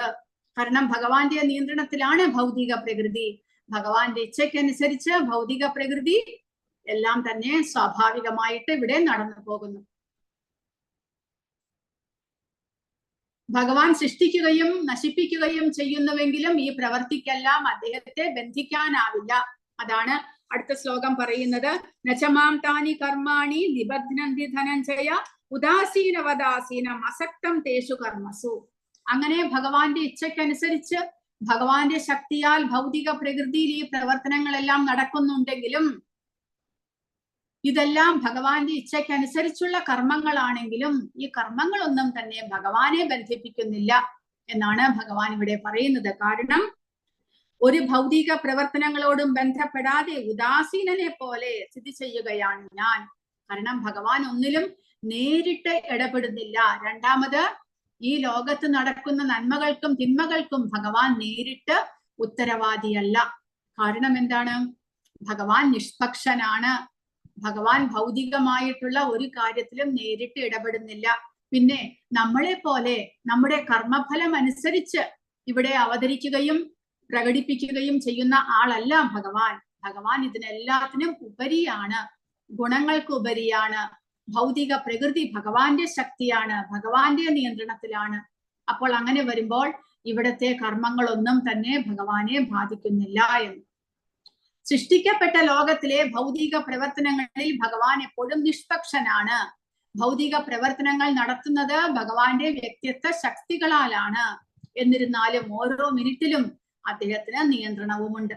അതായത് ഉദാഹരണം പ്രഭുപാദ പറയുന്നത്, ഒരു ഹൈക്കോടതി ജഡ്ജി നിരവധി തീരുമാനങ്ങൾ എടുക്കുന്നു. ചിലരെ വധിക്കാൻ വിടുന്നു, ചിലരുടെ മാനനഷ്ട കേസ് നോക്കുന്നു, ചിലർക്ക് നഷ്ടപ്പെട്ടു പോയ ആ വ്യവഹാര കേസിൽ അവരുടെ ധനം തിരിച്ചു കൊടുക്കുന്നു, ചിലരെ വെറുതെ വിടുന്നു. ഇതെല്ലാം തീരുമാനങ്ങൾ എടുക്കുന്നത് ജഡ്ജി ആണെങ്കിലും ജഡ്ജിയെ ഈ കർമ്മങ്ങളൊന്നും തന്നെ ബാധിക്കുന്നില്ല. അതുപോലെ ഈ ഭൗതിക പ്രകൃതിയിൽ പലർക്കും പല അനുഭവങ്ങൾ, പല ക്ലേശങ്ങൾ, ദുരിതങ്ങൾ, അങ്ങനെ പലതും ഇവിടെ നടക്കുന്നുണ്ടെങ്കിലും അതെല്ലാം തന്നെ ജീവജാലങ്ങളുടെ കർമ്മഫലങ്ങളായിട്ട് നടക്കുന്നതാണ്. അതിലൊന്നിലും തന്നെ ഭഗവാൻ ഒന്നിലും ബാധമാകുന്നില്ല, ഭഗവാനെ ഒന്നും ബാധിക്കുന്നില്ല, ഭഗവാൻ ഒന്നിലും പങ്കുചേരുന്നുമില്ല എന്നാണ് നമ്മൾ മനസ്സിലാക്കേണ്ടത്. അപ്പോൾ പ്രകൃതി ഭഗവാന്റെ നേരിട്ടുള്ള നിയന്ത്രണത്തിലാണ് എന്ന് പറയുമ്പോൾ ഇവിടെ നടക്കുന്ന കാര്യങ്ങളിലെല്ലാം ഭഗവാൻ നേരിട്ട് ഇടപെടുന്നുണ്ടോ? ഒന്നുമില്ല എന്ന് മനസ്സിലാക്കണം. എല്ലാം തന്നെ സ്വാഭാവികമായിട്ട് നടന്നു പോകുന്നതാണ്. കൃഷ്ണന്റെ നിഷ്പക്ഷതയെ കുറിച്ചുള്ള വേദഗ്രന്ഥ പരാമർശം പ്രഭുപാദ പറയുന്നു. അതായത് ഭഗവാൻ എല്ലാ ഭൗതിക ദ്വൈതങ്ങൾക്കും അതീതനാണ്. മുൻകാല കർമ്മങ്ങളുടെയും ആഗ്രഹങ്ങളുടെയും അടിസ്ഥാനത്തിൽ ജീവികൾ വ്യത്യസ്ത രൂപങ്ങൾ സ്വീകരിക്കുന്നു. അതിലൊന്നിലും ഭഗവാൻ ഇടപെടുന്നില്ല. അതായത് നമ്മുടെ കർമ്മഫലങ്ങൾ അനുസരിച്ച് നമുക്ക് ദുരിതങ്ങളും ക്ലേശങ്ങളും എല്ലാം വരുന്നതിൽ ഭഗവാന്റെ ഇടപാടുകൾ ഒന്നുമില്ല എന്ന് മനസ്സിലാക്കണം. പക്ഷെ സാധാരണ ജനങ്ങളെല്ലാം ഭഗവാനെയാണ് കുറ്റപ്പെടുത്തുക. ഞാൻ എത്ര കാലമായി ഭഗവാനെ പ്രാർത്ഥിക്കുന്നു, എന്നിട്ടും ഭഗവാൻ എനിക്ക് ഇങ്ങനെ ചെയ്തല്ലോ എന്നാണ് പറയുക. വാസ്തവത്തിൽ ഭഗവാൻ ഒന്നിലും ഇടപെടുന്നില്ല. നമ്മുടെ കർമ്മഫലം അനുസരിച്ച് നമുക്ക് അനുഭവിക്കാനുള്ളത് വന്നു ചേരുകയാണ്. ആ കർമ്മഫലം ഇല്ലാതാക്കണമെങ്കിൽ ഭഗവാനെ ആത്മാർത്ഥമായിട്ട് സേവിക്കണം, ഒന്നും പ്രതീക്ഷിക്കാതെ സേവിക്കണം. പക്ഷെ അതിന്റെ ഇടയിലും നമുക്ക് എന്തെങ്കിലും ആഗ്രഹങ്ങൾ വരികയാണെങ്കിൽ ആ കർമ്മഫലങ്ങൾ നമ്മൾ അനുഭവിച്ചേ തീരൂ. അതിന് ഭഗവാൻ ഉത്തരവാദിയല്ല എന്ന് നമ്മൾ മനസ്സിലാക്കണം. ഭഗവാൻ എപ്പോഴും തന്റെ ശാശ്വതവും ആനന്ദവും ആത്മീയവുമായ പ്രവർത്തനങ്ങളിൽ ഏർപ്പെട്ടിരിക്കുന്നു. എന്നാൽ ഈ ഭൗതിക പ്രവർത്തനങ്ങളുമായി അദ്ദേഹത്തിന് യാതൊരു ബന്ധവുമില്ല. പിന്നെ ഭൗതിക പ്രവർത്തനങ്ങൾ എങ്ങനെയാണ് നടക്കുന്നത് എന്ന് അടുത്ത ശ്ലോകത്തിൽ ഭഗവാൻ പറയുന്നു. മയാധ്യക്ഷേണ പ്രകൃതി സൂയതേ സചരാചരം ഹേതുനാനേന കൗന്ദേയ ജഗത് വിപരിവർത്തതേ. മയാധ്യക്ഷേണ, ഭഗവാന്റെ അധ്യക്ഷതയിൽ, മേൽനോട്ടത്തിൽ, പ്രകൃതി എന്ത് ചെയ്യുന്നു? സൂയതേ സചരാചരം, ഭഗവാന്റെ അധ്യക്ഷതയിൽ, ഭഗവാന്റെ നിർദ്ദേശപ്രകാരം പ്രകൃതി എല്ലാ ചരാചരങ്ങൾക്കും ജന്മം കൊടുക്കുകയാണ്, സൃഷ്ടിക്കുകയാണ് ചെയ്യുന്നത്. ഹേതുനാനേന കൗന്ദേയ ജഗത് വിപരിവർത്തതേ. ഈ നിയമം അനുസരിച്ച് വീണ്ടും വീണ്ടും പ്രപഞ്ചം സൃഷ്ടിക്കപ്പെടുകയും സംഹരിക്കപ്പെടുകയും ചെയ്യുന്നു. അപ്പോൾ എല്ലാത്തിലും ഭഗവാന്റെ കൺട്രോൾ ഉണ്ട്. ഭഗവാന്റെ നിർദ്ദേശം അനുസരിച്ചാണ് എല്ലാം നടക്കുന്നത്. ഭഗവാൻ ആദ്യമേ തന്നെ എല്ലാം പ്ലാൻ ചെയ്ത് വെച്ചിട്ടുണ്ട്. അതിനനുസരിച്ച് മാത്രമേ പ്രകൃതി പ്രവർത്തിക്കുകയുള്ളൂ. പക്ഷേ ഭഗവാൻ ഒന്നിലും നേരിട്ട് ഇടപെടുന്നുമില്ല. അങ്ങനെ രണ്ട് കാര്യങ്ങൾ നമ്മൾ മനസ്സിലാക്കണം. ഭഗവാന്റെ നിയന്ത്രണത്തിൽ ഭൗതിക പ്രകൃതിയാണ് നമ്മൾ ചരാചരങ്ങൾക്കെല്ലാം പ്രത്യേകമായ ശരീരം നൽകുന്നതും നമ്മുടെ കർമ്മഫലം അനുസരിച്ച് നമുക്ക് പ്രത്യേകമായ ശരീരം ലഭിക്കുന്നത് പ്രകൃതിയുടെ നിർദ്ദേശപ്രകാരമാണ്, മേൽനോട്ടത്തിലാണ് എന്ന് മനസ്സിലാക്കണം. അങ്ങനെ ഇവിടെ നമ്മൾ ജനിച്ച് മരിക്കുന്നു, അതിങ്ങനെ കണ്ടിന്യൂസ് ആയിട്ട് നടന്നു പോകുന്നത് പ്രകൃതിയുടെ മേൽനോട്ടത്തിൽ. നമ്മുടെ കർമ്മഫലം അനുസരിച്ച് നമുക്ക് ഓരോ തവണയും ഒരു പ്രത്യേകമായ ശരീരം ലഭിക്കുകയാണ് ചെയ്യുന്നത് എന്നാണ് പറയുന്നത്. പരമപുരുഷന്റെ മേൽനോട്ടം ഇല്ലാതെ ഭൗതിക പ്രകൃതിക്ക് ഒന്നും ചെയ്യാൻ കഴിയില്ല. ഭഗവാൻ നിഷ്പക്ഷനും അകന്നവനുമാണ്. അവൻ ഭൗതിക ഊർജത്തെ വെറുതെ അനുവദിക്കുന്നു. ഭൗതിക പ്രകൃതിയാണ് ഭഗവാന് വേണ്ടി കൈകാര്യം ചെയ്യുന്നത്. ഭഗവാൻ ആ സൃഷ്ടി ആരംഭിക്കുമ്പോൾ ഭഗവാനിൽ നിന്ന് നമ്മൾ ജീവജാലങ്ങളെല്ലാം ഭൗതിക പ്രകൃതിയിലേക്ക് വരുന്നു. പിന്നീട് പ്രകൃതിയാണ് നമ്മൾ ജീവജാലങ്ങൾക്കെല്ലാം പ്രത്യേക ശരീരം നൽകുന്നതും പ്രകൃതിയിൽ നമ്മൾ ഇവിടെ ജീവിച്ച് മരിക്കുകയും ചെയ്യുന്നു, വീണ്ടും വീണ്ടും ജനിക്കുന്നു. പക്ഷേ ഭഗവാൻ അതോടുകൂടി ഭഗവാന്റെ ആ ലീലകളെല്ലാം അവസാനിക്കുന്നു. പിന്നീട് അടുത്ത സംഹാരം വന്ന് നമ്മൾ ജീവജാലങ്ങളെല്ലാം ഭഗവാനിലേക്ക് വീണ്ടും പോയി അവ്യക്തമായ ദശയിലേക്ക് മാറ്റപ്പെടുന്നു. വീണ്ടും സൃഷ്ടി ആരംഭിക്കുമ്പോൾ നമ്മൾ വീണ്ടും ഭഗവാനിൽ നിന്ന് പുറത്തേക്ക് വരുന്നു. അപ്പോൾ ഇതെല്ലാം സ്വാഭാവികമായിട്ട് നടന്നു പോകുകയാണ് ചെയ്യുന്നത് ഭഗവാന്റെ ശക്തിയാൽ എന്ന്. അപ്പോൾ ഭഗവാനും ഭൗതിക പ്രകൃതിയും തമ്മിലുള്ള ബന്ധം, ഭഗവാൻ പിതാവും നമ്മൾ ഭൗതിക പ്രകൃതി അമ്മയുമാണ്. അങ്ങനെ സർവയോനിഷു കൗന്ദേയ മൂർത്തയ സംഭവന്തിയാഹ താസാം ബ്രഹ്മ മഹദ്യോനിർ അഹം ബീജപ്രദ പിതാ എന്ന് ഭഗവത്ഗീത 14-ാമത്തെ അധ്യായത്തിന്റെ 4-ാമത്തെ ശ്ലോകത്തിൽ ഭഗവാൻ പറയുന്നുണ്ട്. അതായത് എല്ലാ ജീവജാലങ്ങളും ഈ ഭൗതിക പ്രകൃതിയിൽ ജന്മം കൊണ്ട് സാധ്യമായതും ഭഗവാൻ നമ്മുടെ എല്ലാം പിതാവുമാണ് എന്ന് ഭഗവാൻ പറയുന്നു. അങ്ങനെ എങ്ങനെയാണ് ഭഗവാൻ അപ്പോൾ ഭൗതിക പ്രകൃതിയിൽ നമ്മൾ ജീവജാലങ്ങളെ പ്രകടിപ്പിക്കുന്നത് എന്ന് പറയുകയാണെങ്കിൽ, അതില് ഒരു വേദത്തിന്റെ അതില് പറയുന്നുണ്ട് സയീക്ഷഹ എന്ന്. ഭഗവാൻ ഭൗതിക പ്രകൃതിയെ കടാക്ഷിക്കുന്നു, അത്രമാത്രം. ഭഗവാന്റെ കടാക്ഷത്താൽ പ്രകൃതിയിലേക്ക് നമ്മൾ അവ്യക്ത ദശയിലുള്ള ജീവജാലങ്ങളെല്ലാം തന്നെ പുനർജനിക്കുകയാണ് ചെയ്യുന്നത്. അത്രമാത്രമേ ഉള്ളൂ. ഭഗവാൻ പ്രകൃതിയെ കടാക്ഷിക്കുന്നു, അത്രമാത്രമേ നടക്കുന്നുള്ളൂ. അതാണ് ഇവിടെ പ്രഭുപാദ പറഞ്ഞിട്ടുണ്ട്. ഭഗവാൻ ആകട്ടെ കടാക്ഷമാത്രത്താൽ പ്രകൃതി ഗർഭത്തിൽ സർവജീവജാലങ്ങളുടെയും ബീജാവാപം ചെയ്യുന്നു. പിന്നെയോ മുൻ ജന്മത്തിലെ ആഗ്രഹങ്ങൾക്കും പ്രവർത്തികൾക്കും അനുസരിച്ചായിരിക്കും അവയോരോന്നും ഓരോ വർഗത്തിലും ആകൃതിയിലും പിറക്കുന്നത്. ഭഗവത് കടാക്ഷത്തിൽ നിന്ന് ഉളവായവയാണെങ്കിലും മുൻ ജന്മത്തിലെ ആഗ്രഹവും കർമ്മവും അനുസരിച്ച് ആ ജീവാത്മാക്കൾ വിഭിന്ന ആകൃതിയിൽ ജനിക്കുന്നു.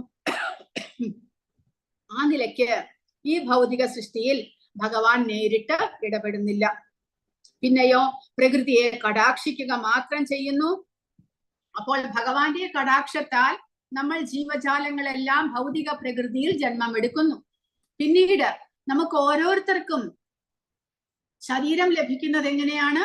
നമ്മുടെ മുൻ ജന്മത്തിലെ കർമ്മഫലം അനുസരിച്ച് നമ്മുടെ എന്തെല്ലാം ആഗ്രഹങ്ങൾ ബാക്കിയുണ്ടോ, എന്തെല്ലാം കർമ്മഫലങ്ങൾ ചെയ്തു തീർക്കാനുണ്ടോ, അനുഭവിച്ചു തീർക്കാനുണ്ടോ, അതിനനുസരിച്ചുള്ള ഓരോ പ്രത്യേക ശരീരം, മനുഷ്യനായിട്ടോ ദേവന്മാരായിട്ടോ അല്ലെങ്കിൽ മൃഗങ്ങളായിട്ടോ പക്ഷികളായിട്ടോ എന്തെല്ലാം കർമ്മഫലം അനുഭവിച്ചു തീർക്കാനുണ്ട്, എന്തെല്ലാം ആഗ്രഹങ്ങൾ മുഴുമിപ്പിക്കാനുണ്ട്, അതിനെല്ലാത്തിനും അനുസരിച്ച് ഓരോ പ്രത്യേക ശരീരം ഭൗതിക പ്രകൃതി നമുക്ക് നൽകുകയാണ് ചെയ്യുന്നത്. അത് ഭഗവാനുമായിട്ട് അതിന് ബന്ധമില്ല. ഭഗവാനും നമ്മളും തമ്മിലുള്ള ബന്ധം എന്നാൽ സംഹാര സമയത്ത്, അതായത് ബ്രഹ്മാവിന്റെ കൽപ്പം കഴിയുമ്പോൾ, പകൽ സമയം കഴിയുമ്പോൾ, ബ്രഹ്മാവ് ഉറങ്ങാൻ പോകുമ്പോൾ നമ്മളെല്ലാവരും എന്ത് ചെയ്യണം? ആ സമയത്ത് ഭഗവാൻ നമ്മളെയെല്ലാം അദ്ദേഹത്തിലേക്ക് സ്വീകരിക്കുന്നു. അദ്ദേഹത്തിന്റെ ശരീരത്തിൽ നമ്മളെല്ലാം പോയി ലയിക്കുന്നു. അടുത്ത സൃഷ്ടി ആരംഭിക്കുമ്പോൾ നമുക്ക് എല്ലാവർക്കും പ്രവർത്തിക്കണം. കാരണം നമുക്ക് പല പല ആഗ്രഹങ്ങളാണുള്ളത്. ആ ആഗ്രഹങ്ങളെല്ലാം നിവർത്തിക്കാനായിട്ട് ഭഗവാൻ നമ്മളെ വീണ്ടും പ്രകൃതിയിലേക്ക് വിടുന്നു. നമ്മുടെ ആഗ്രഹം തീരുന്നില്ല. നമ്മൾക്ക് ഭഗവാനിലേക്ക് തിരിച്ചു പോകണമെന്ന് ഇപ്പോഴും ആഗ്രഹം വന്നിട്ടില്ല. നമുക്ക് എല്ലാം പ്രകൃതിയുടെ പല വിധത്തിലുള്ള മോഹങ്ങളാണുള്ളത്. അപ്പോൾ അത് തീർക്കാൻ വേണ്ടിയിട്ട് വീണ്ടും കർമ്മം ചെയ്യാനായിട്ട് ഭഗവാൻ നമ്മളെ വീണ്ടും പ്രകൃതിയിലേക്ക് വിടുന്നു. അതിനനുസരിച്ച് നമ്മുടെ കർമ്മഫലം അനുസരിച്ച് നമുക്ക് പുതിയ ശരീരം ലഭിക്കുന്നു. അപ്പോൾ ഇതിലെല്ലാത്തിലും ഭഗവാന്റെ ഇടപെടൽ എവിടെയാണ് ഉണ്ടാകുന്നത്? ഭഗവാൻ ഒന്നിലും നേരിട്ട് ഇടപെടുന്നില്ല. നമ്മുടെ കർമ്മഫലം അനുസരിച്ച് നമ്മൾ അനുഭവിക്കുന്നു, അതിനനുസരിച്ച് നമുക്ക് ജന്മം ലഭിക്കുന്നു, അത്രമാത്രം. അങ്ങനെ ഭഗവാൻ നമ്മളെ ജനിപ്പിക്കുന്നത് കടാക്ഷമാത്രയിൽ എന്ന് പറയും, സയീക്ഷത എന്ന് പറയുന്നു. ഭഗവാന്റെ കടാക്ഷമാത്രയിൽ നമ്മൾ ജീവജാലങ്ങളെല്ലാം പ്രകൃതിയിലേക്ക് പ്രവേശിക്കുകയാണ് ചെയ്യുന്നത് എന്ന്. അങ്ങനെ അപ്പോൾ അതിന് ഉദാഹരണമായിട്ട് പ്രഭുപാദ പറയുന്നത്, ഒരാളുടെ മുന്നിൽ സൗരഭ്യമുള്ള ഒരു പൂവ് ഇരിക്കുന്നുണ്ടെങ്കിൽ ആ പൂവും അയാളും തമ്മിൽ എന്ത് ബന്ധമാണുള്ളത്? ഒരു ബന്ധവുമില്ല. പക്ഷെ ആ പൂവിന്റെ സൗരഭ്യം അയാളിലേക്ക് വരുന്നു, അയാൾക്ക് അനുഭവിക്കാൻ സാധിക്കുന്നു. അതുപോലെ എന്നാണ് പ്രഭുപാദ് ഇവിടെ പറയുന്നത്. അത്തരം ഒരു ബന്ധമാണ് ഭൗതിക പ്രപഞ്ചത്തിന് ഭഗവാനോടുള്ളത്. ഭഗവാൻ നേരിട്ട് പ്രകൃതിയിൽ ഇറങ്ങി നമ്മളെയെല്ലാം സംരക്ഷിക്കുകയോ നമ്മളെ ജനിപ്പിക്കുകയോ ചെയ്യുന്നില്ല. പിന്നെയോ ഭഗവാന്റെ കടാക്ഷമാത്രയാൽ തന്നെ നമ്മൾ ജീവജാലങ്ങളെല്ലാം പ്രകൃതിയിൽ പ്രവേശിക്കുകയാണ് ചെയ്യുന്നത് എന്ന്. ഭഗവാന്റെ ഇച്ഛപ്രകാരം പ്രകൃതി എല്ലാ കർമ്മങ്ങളും ചെയ്യുകയാണ് ചെയ്യുന്നത്. അല്ലാതെ ഭഗവാനും പ്രകൃതിയുമായിട്ട് നേരിട്ട് ഇടപെടലുകൾ ഒന്നും തന്നെയില്ല എന്നാണ് പറയുന്നത്. ഹരേ കൃഷ്ണ. ആർക്കെങ്കിലും എന്തെങ്കിലും സംശയങ്ങളോ ചോദ്യം